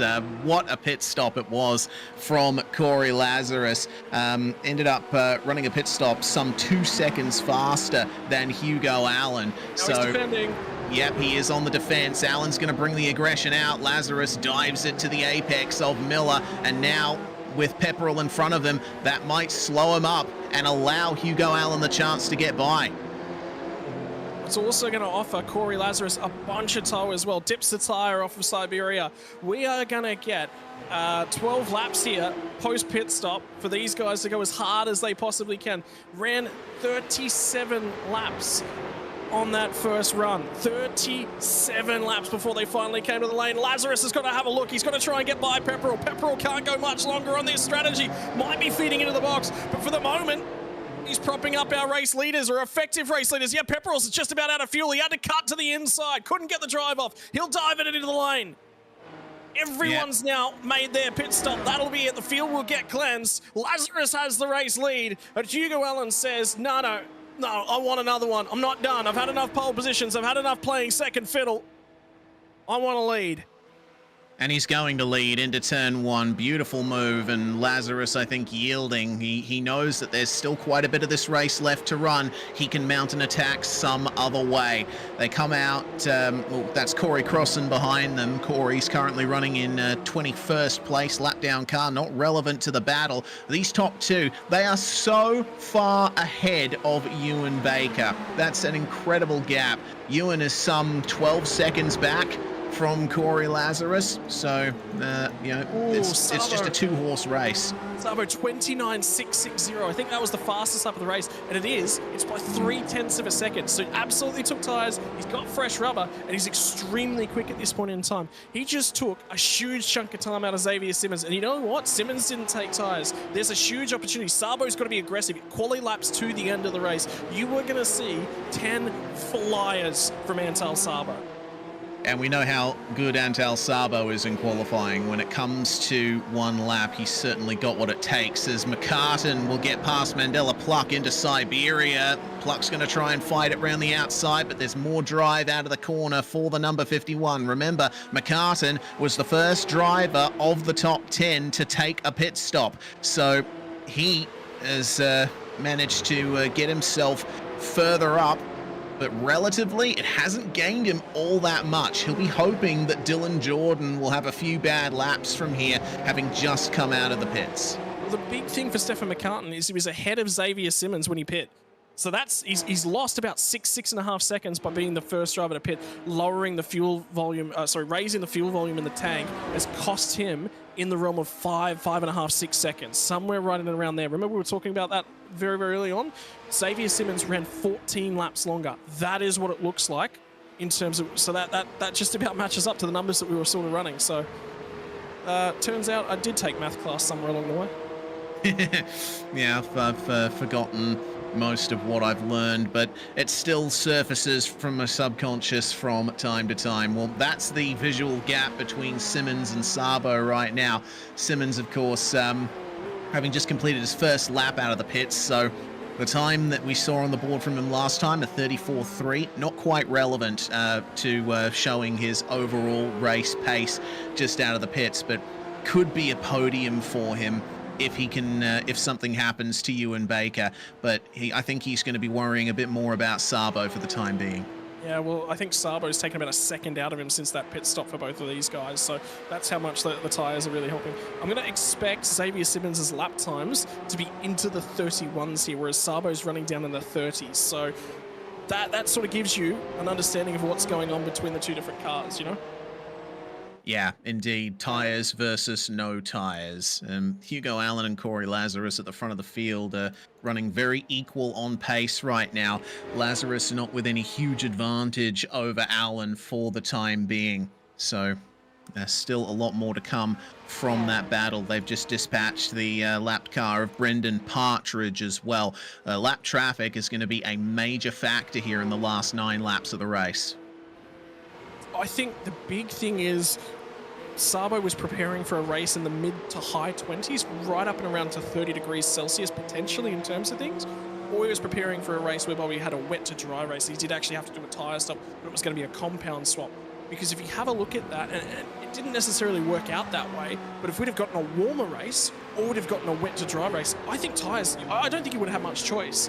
Because you have a look at our front runners, Hugo Allen's just ran a 30.078. His first lap out of the pits was the mid-30s as well. So those guys are certainly running higher lap times, and Sabo's definitely got performance. But I wonder whether or not he set himself up for that race. The race hasn't trickled out that way, and he's just forgotten to reset that. And remember, the biggest thing for all the guys that are sitting along at home and going, well, don't you have support? Don't you have these sorts of things to help out? No. From a sim racing perspective, you are crew chief, you are spotter, you are driver, you are engineer. All of those factors, all in one person. It does get the better of people. Yeah, certainly does. I mean, at the very highest levels of sim racing, like, you know, the eNASCAR, Coca-Cola iRacing Series, and the Porsche Tag Heuer Esports Super Cup, you do have that level of support behind you. You have these massive sim racing organizations funneling all of their efforts into race strategy, into telling the drivers what the best thing is to do. In something like this, a regional competition, you don't quite have that luxury. You have to be doing all of that work yourself from behind the wheel, and sometimes you can lose track of what's really important. You know, the biggest thing, Sims, you look at race car drivers in the real world, what can they see? Just what they can see out of their forward vision and out of their rear view mirrors. That's it. That's all they can see. Sim races, we've got telemetry, we've got tracking, we've got lap timer indicators, we've got a whole bunch of different things. So you can build a reasonable race picture to sort of help alleviate some of that. I'm a little bit penalised at the moment. I'm in a new place and I don't have the space to set up my simulator. Maybe this weekend I'll finally get to cut some laps for the first time in about 2 months. What have I done to keep my racing addiction up? Well, sit here alongside of you, Reese, so thanks for keeping me entertained, keep me in the sim racing world. Number 2, I love spotting. I really, really love getting in and doing strategy and reading races. I just about got a teammate a podium yesterday with throwing a wild card strategy at him. But that's what I love about racing, is that when you get behind the wheel, there's so many elements that are going on. It takes more than one brain. You sort of jump into the race and you go, I expect this to be the best things. And then you've got to read this room. And Sabo's just missed the reading the room element today. Yeah, it's a rare error from Antal Sabo there, but he is going to be granted at least one more position here as he's in the slipstream behind Xavier Simmons. Will get back into the top 4 with an inside move at the start of the lap into Doohan Corner. A fearsome turn, this one. A bit of camber on the inside allows you to jet your way through on the way to turn 2, and with fresh tyres it becomes that little bit easier. So Antal Sabo will have dispatched Xavier Simmons there. His next target is Ewan Baker, but with only 6.5 laps left to run and something like 9 seconds to make up, I don't think Antal's going to get back on the podium unless Baker makes a mistake. Well, it's probably only going to take one mistake. He's capable, Antal Sabo, of maybe running a second a lap faster, 9/10 to a second. You run that out over the remainder of the race, you can get that margin down to about 2 seconds. That's the margin Ewan Baker's got to work with right now. And again, the other side of that coin is if Ewan Baker has an engineer sitting there, he can go, okay, this is what's happening. This is what you need to do. Just don't run it off the road. You've got yourself an extra half a second, or probably not half a second a lap. You've got about an extra 2 to 3 tenths of a second a lap that you can give up and you'll maintain 3rd spot. If he had an engineer, does he have an engineer? Is he aware of those different things? Some drivers have the ability to make themselves aware of those little bits and pieces. Some don't. And we're going to learn that about Ewan Baker right here. Yeah, we certainly are. Well, now we have the race of the season potentially for Ewan Baker there. He's missed out on getting a podium this season despite showing that he has the pace to compete for them. So this might finally be the chance that he's been looking for a fantastic race result. With 6 laps to go though, Corey Lazarus still trying to chase Hugo Allen for victory. It seems like Allen is the quicker of the two for the time being. Lazarus got that brief advantage with the quicker pit stop, led for a brief time, but now Allen is back out in front and running about 0.2 of a second faster than Lazarus. I think what happened between these two guys is they played a little bit of fuel chicken. And Lazarus has gone, right, I'm not going to be able to pass him on track. I'm going to put my car in front and I'll just see what he does. And if he also has to go for a fuel undercut because he thinks that I'm going to do it and we play a little bit of fuel chicken, I might end up on the right end of the strategy. I might have put in just enough more that I can go harder a lot earlier. I don't think that's happened. I think Hugo Allen has gone, yep, I don't want to fuel save in this back half of the race. I'm going to fill it up for the right amount that I need. I'm going to put him right on Lazarus's tail, and then Lazarus has had to fuel save. I think it could be tyres. There definitely could be, but just from watching the two cars, I think Lazarus is doing a fair bit of lifting. Yeah, seems like it. Speaking of drivers who have had just horrendous luck, I mean, we talked about Cameron Dance having poor luck this season. How about Rob Henry? I mean, we know from watching him in other series how quick he is, and it just hasn't worked out for him, be it, you know, slight mistakes or contact or what have you.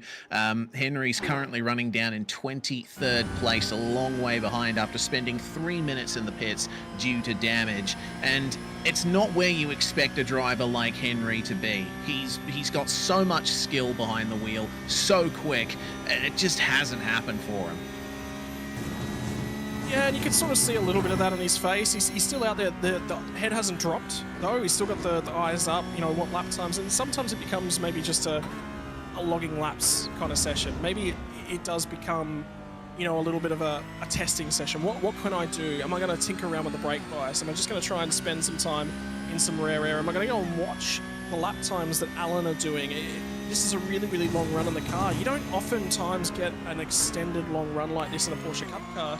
So taking data away from the event is sometimes the best thing. You could very easily could have quit out, could have run off and enjoyed his Thursday night. Hasn't done that, so props to him. Indeed.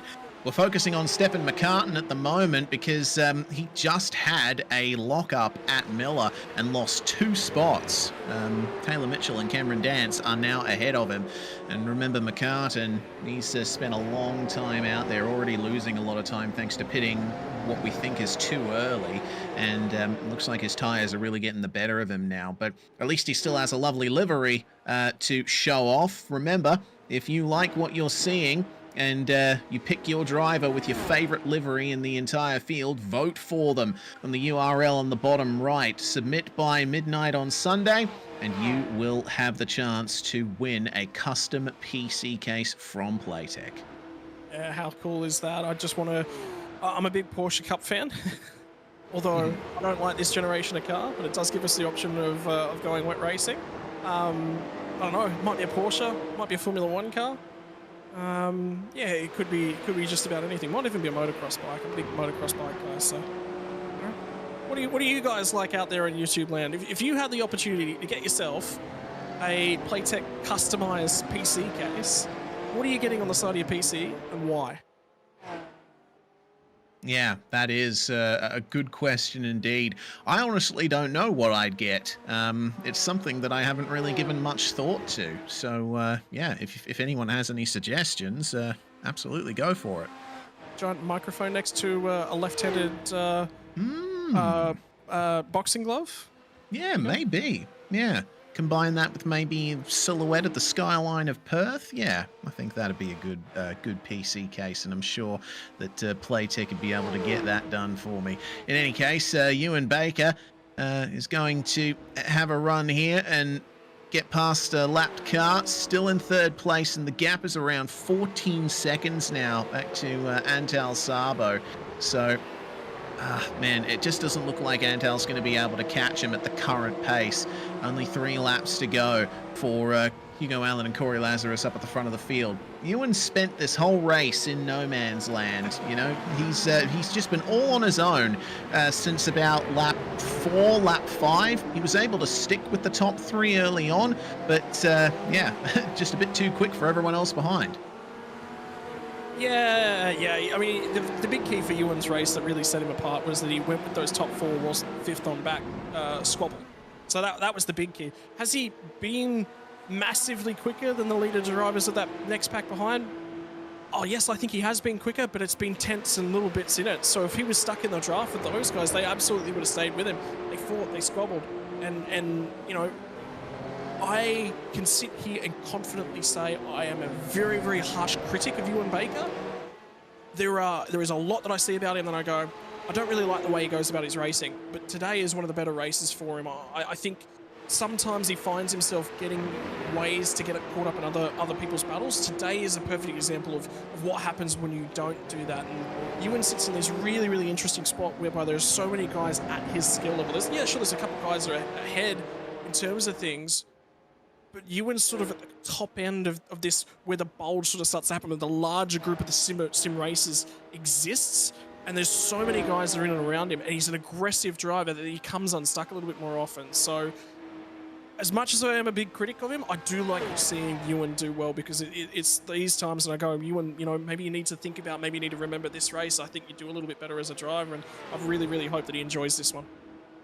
Yeah, I certainly hope so too. For the time being, we'll see if Cameron Dance can keep Stefan McCartan behind him after having taken that position thanks to McCartan's mistake at the next proper corner that they're coming up to. Dance, I believe, still carrying a bit of damage, and yeah, he indeed is, from his earlier run-in with Rob Henry at the hairpin. So McCartan, despite not being as confident on entry, still able to keep the straight line speed up with that little bit of slipstream and a relatively undamaged front end of his car. It's all going to come down between these two for the last position in the top 10, and we're rapidly approaching the white flag. In fact, it's just been taken for Hugo Allen, who has stretched that lead out to Corey Lazarus to 2 seconds. I think this is just Lazarus just going, all right, make the points, no mistakes from here, park the bus. Again, couldn't go with Hugo. Hugo's just been supreme in terms of pace post-pit stop, but at the same time, Lazarus has just gone, okay, what do we need to do here? We don't need to be aggressive. We don't need to, you know, we've got a massive margin back to Ewan Baker. Let's bring this car nice and comfortably home in P2. No mistakes. Because remember, Hugo Allen led the race all up until the last lap. We made a big mistake back at Hockenheim last round out in that first race. Lost the race victory, you know, so I think he's doing a little bit of prevention on that. Yeah, and also to recover from finishing a lap down in race 2 at Hockenheim, thanks to internet issues. Once again, if you don't want that to happen to you, go for Esports HyperFibre, sponsor of this league. But a few corners to go for Hugo Allen. The MRP Sim Racing driver has put on an absolute masterclass here, and I think this has been a fantastic comeback for him after the previous round of the series, and he'll, combined with the issues for Antal Sabo, manage to get himself back into potentially the top 3 of the championship coming to the final round. Yeah, I don't think there is a better moment than coming over Lukey Heights on the run down at MG, leading on the final lap, and he's nice and comfortable like Hugo Allen.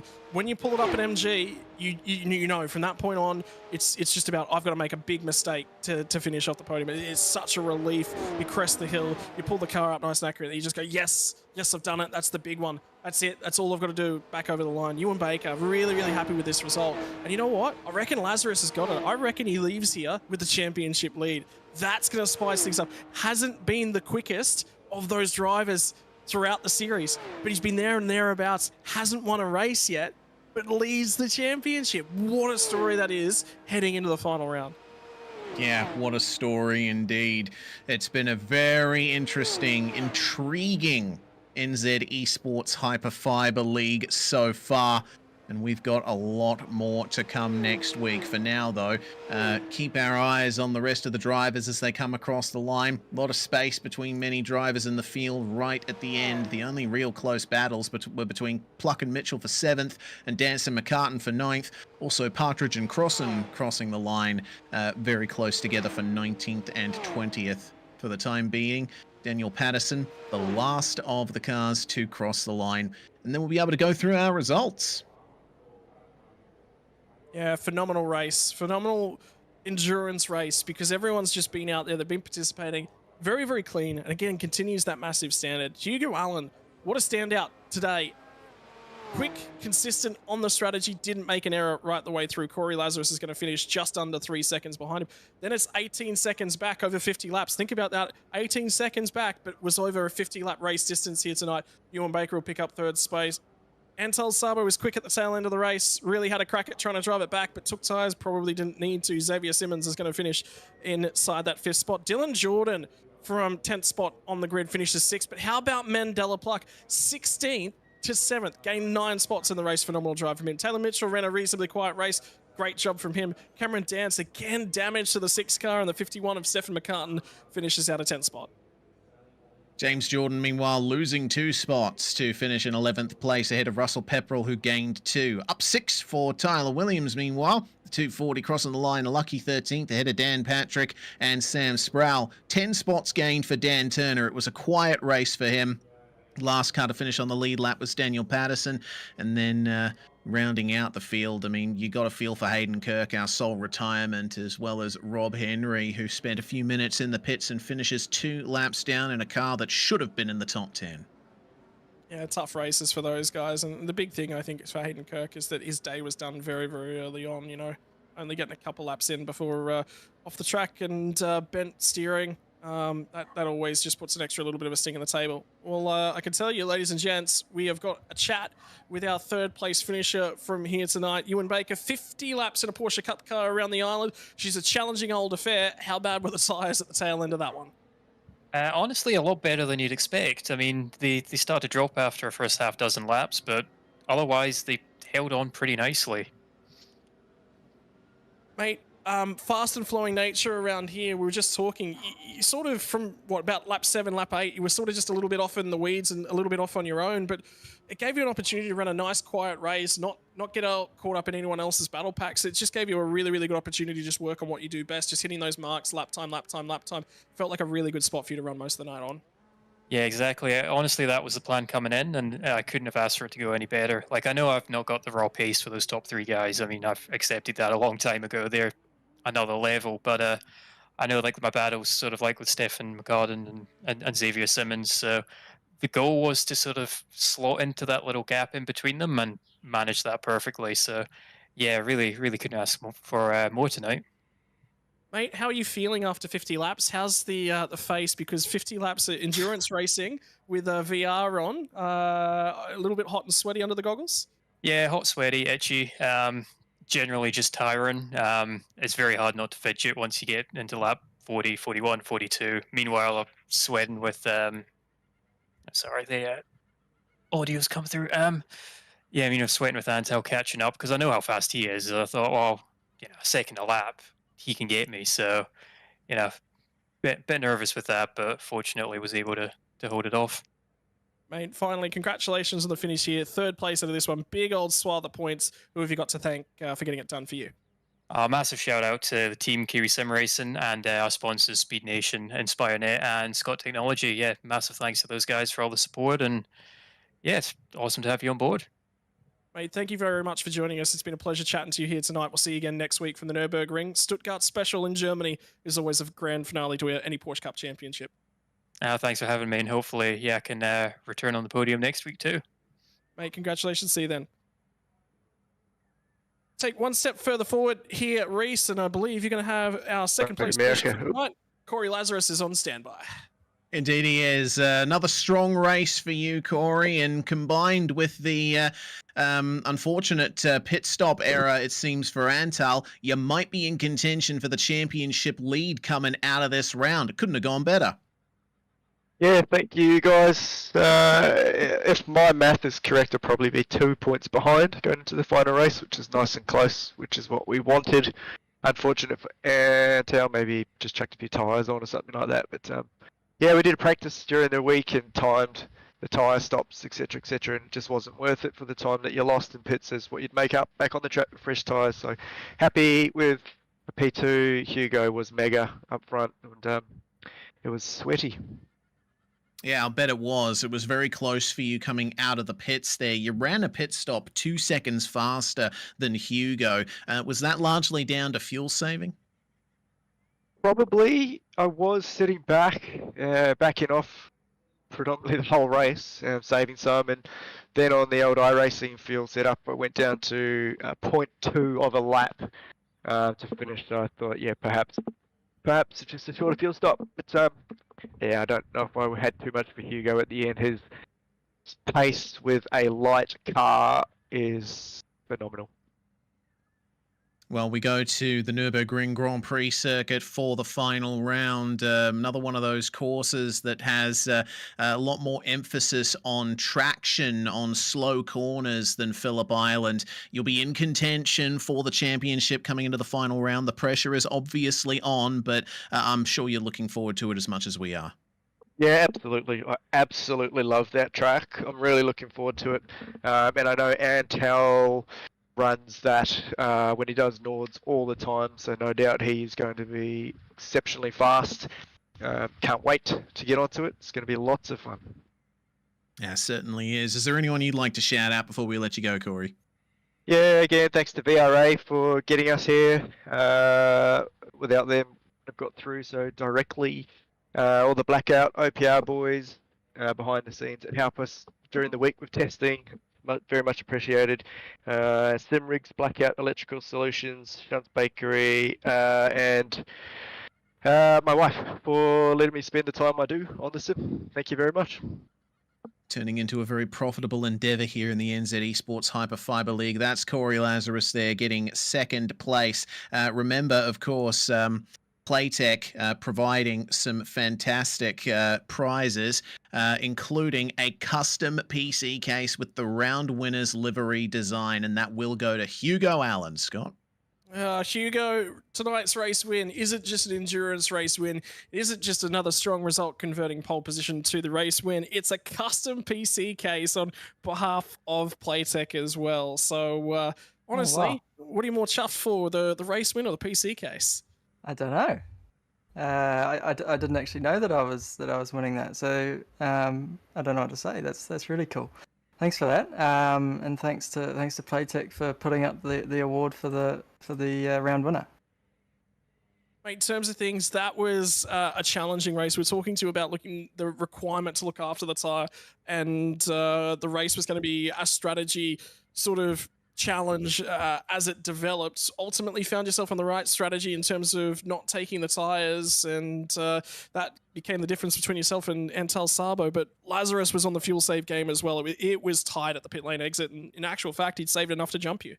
Yeah, Corey did a really good job sitting back and saving fuel and saving tyres as well. So we both kind of somewhat had something to fight with at the end. I guess, yeah, it's not your kind of ideal race, just sitting in behind people to save fuel and do that sort of thing, but that's the game. And I wanted Antel to get by me early so that I could have the advantage of saving tyres and staying in the slipstream. So yeah, pretty much driving at 80% the whole first stint, and then it was a sprint race to the end. But yeah, I think I probably need to go back to school because I overfueled by about 5 litres in my stops. That's why Corey jumped me. But yeah, really stoked with the consistency, and happy to get my fastest lap of the race on the last lap as well. So shows that there was still a bit of tyre there to fight with. Mate, challenging to run 50 laps around here. I mean, it's a hot, a sweaty affair. Like you said, it's easy when you can just sort of back the pace down a little bit, take a breather, look after all the equipment, but still the challenge of an endurance race. You know, we were in the sim there for about an hour and 15 minutes. That's a long time sitting in. You've got 15 minutes for qualifying as well before that. You've got to be doing practice laps before that. How's the bladder? I get the feeling there's going to be a pop off to the toilet as soon as we're done here. Oh yeah. No, it's yeah. You know what it's like. It's tricky, but yeah. No, it's good fun. I'm really enjoying it, and to be honest, even though it's a bit of a different format compared to the other races, it's quite, it switches it up a bit, brings a bit of strategy into it, not just about driving fast. It's more about looking after tires, which I quite enjoy. So yeah. Yeah, really good fun. But yeah, just stoked to have had the opportunity to race in the series thanks to Sim Motorsport NZ. Sim Motorsport NZ and Sim Ability and Virtual Motorsport New Zealand. I really appreciate it. Mate, well, finally, congratulations on taking a race win. Big shout out to Playtech. We're going to be giving that a PC case to you as well. Congratulations on a race win, and we'll see you again next week. Any thoughts on the Nürburgring? How confident are you heading there? I've done no racing there. I don't know how, but it's just one of those tracks that I've barely ever touched. So it'll be interesting. But yeah, we'll just go on, same mindset, and have a crack. Head down, get some practice in, get some sleep, and we'll see you again next week. That's the one. Thanks, mate. All right, well, congratulations, ladies and gentlemen, to Hugo Allen. Tonight's race winner walks away with a big old prize that he certainly wasn't expecting. And Reese, an hour and 15 minutes worth of hard charging. Not necessarily hard charging the whole time, but how good was that second battle pack that we had for such a long period of time? We talked about the issues for Henry, we talked about the issues for McCart and Dance. That's just racing, though. But we had cars together on the track. We had strategy. That race kind of had it all, and we've still got one more round in the New Zealand Esports HyperFibre League left to go. And, well, it's heading to Germany. Like I said, it's Stuttgart special. This car, this combination, it could provide anything. Certainly could, and the championship standings are really closed up as well. Antal Sabo finishing 4th, Corey Lazarus 2nd. That brings Lazarus to within 2 points of the championship lead coming into the final round, and Ewan Baker remaining in 3rd there. Hugo Allen managing to move up to 4th spot, 7 points in hand for him over Stefan McCartan. Wondering just how much these championship standings are going to jig up when we go to the Eiffel Mountains for the next round, for the final round of the NZ Esports HyperFibre League. You'll be able to catch it on NZ Sim Racing TV on the relevant social platforms. Same time next week. It's going to be fun, and I can't wait for us to bring it to you all. Yeah, one more round. Who is going to walk away with the $1,600 first prize New Zealand dollars? Who is going to be left to clean up the pieces? We're going to be racing from the Nürburgring. It's the site of Porsche Cup racing in the 24-hour. It's the site of a whole bunch of history from one of the oldest circuits in terms of racing. Has all the different layouts, hosts Formula One racing. It hosts a whole bunch of racing right the year round. Who can move on there to Germany and claim the title? Join us next week as we go racing for the New Zealand Esports HyperFibre League. I've been Scott Rankin. He's been Reese Gardner. We'll see you all next week when we decide our champion.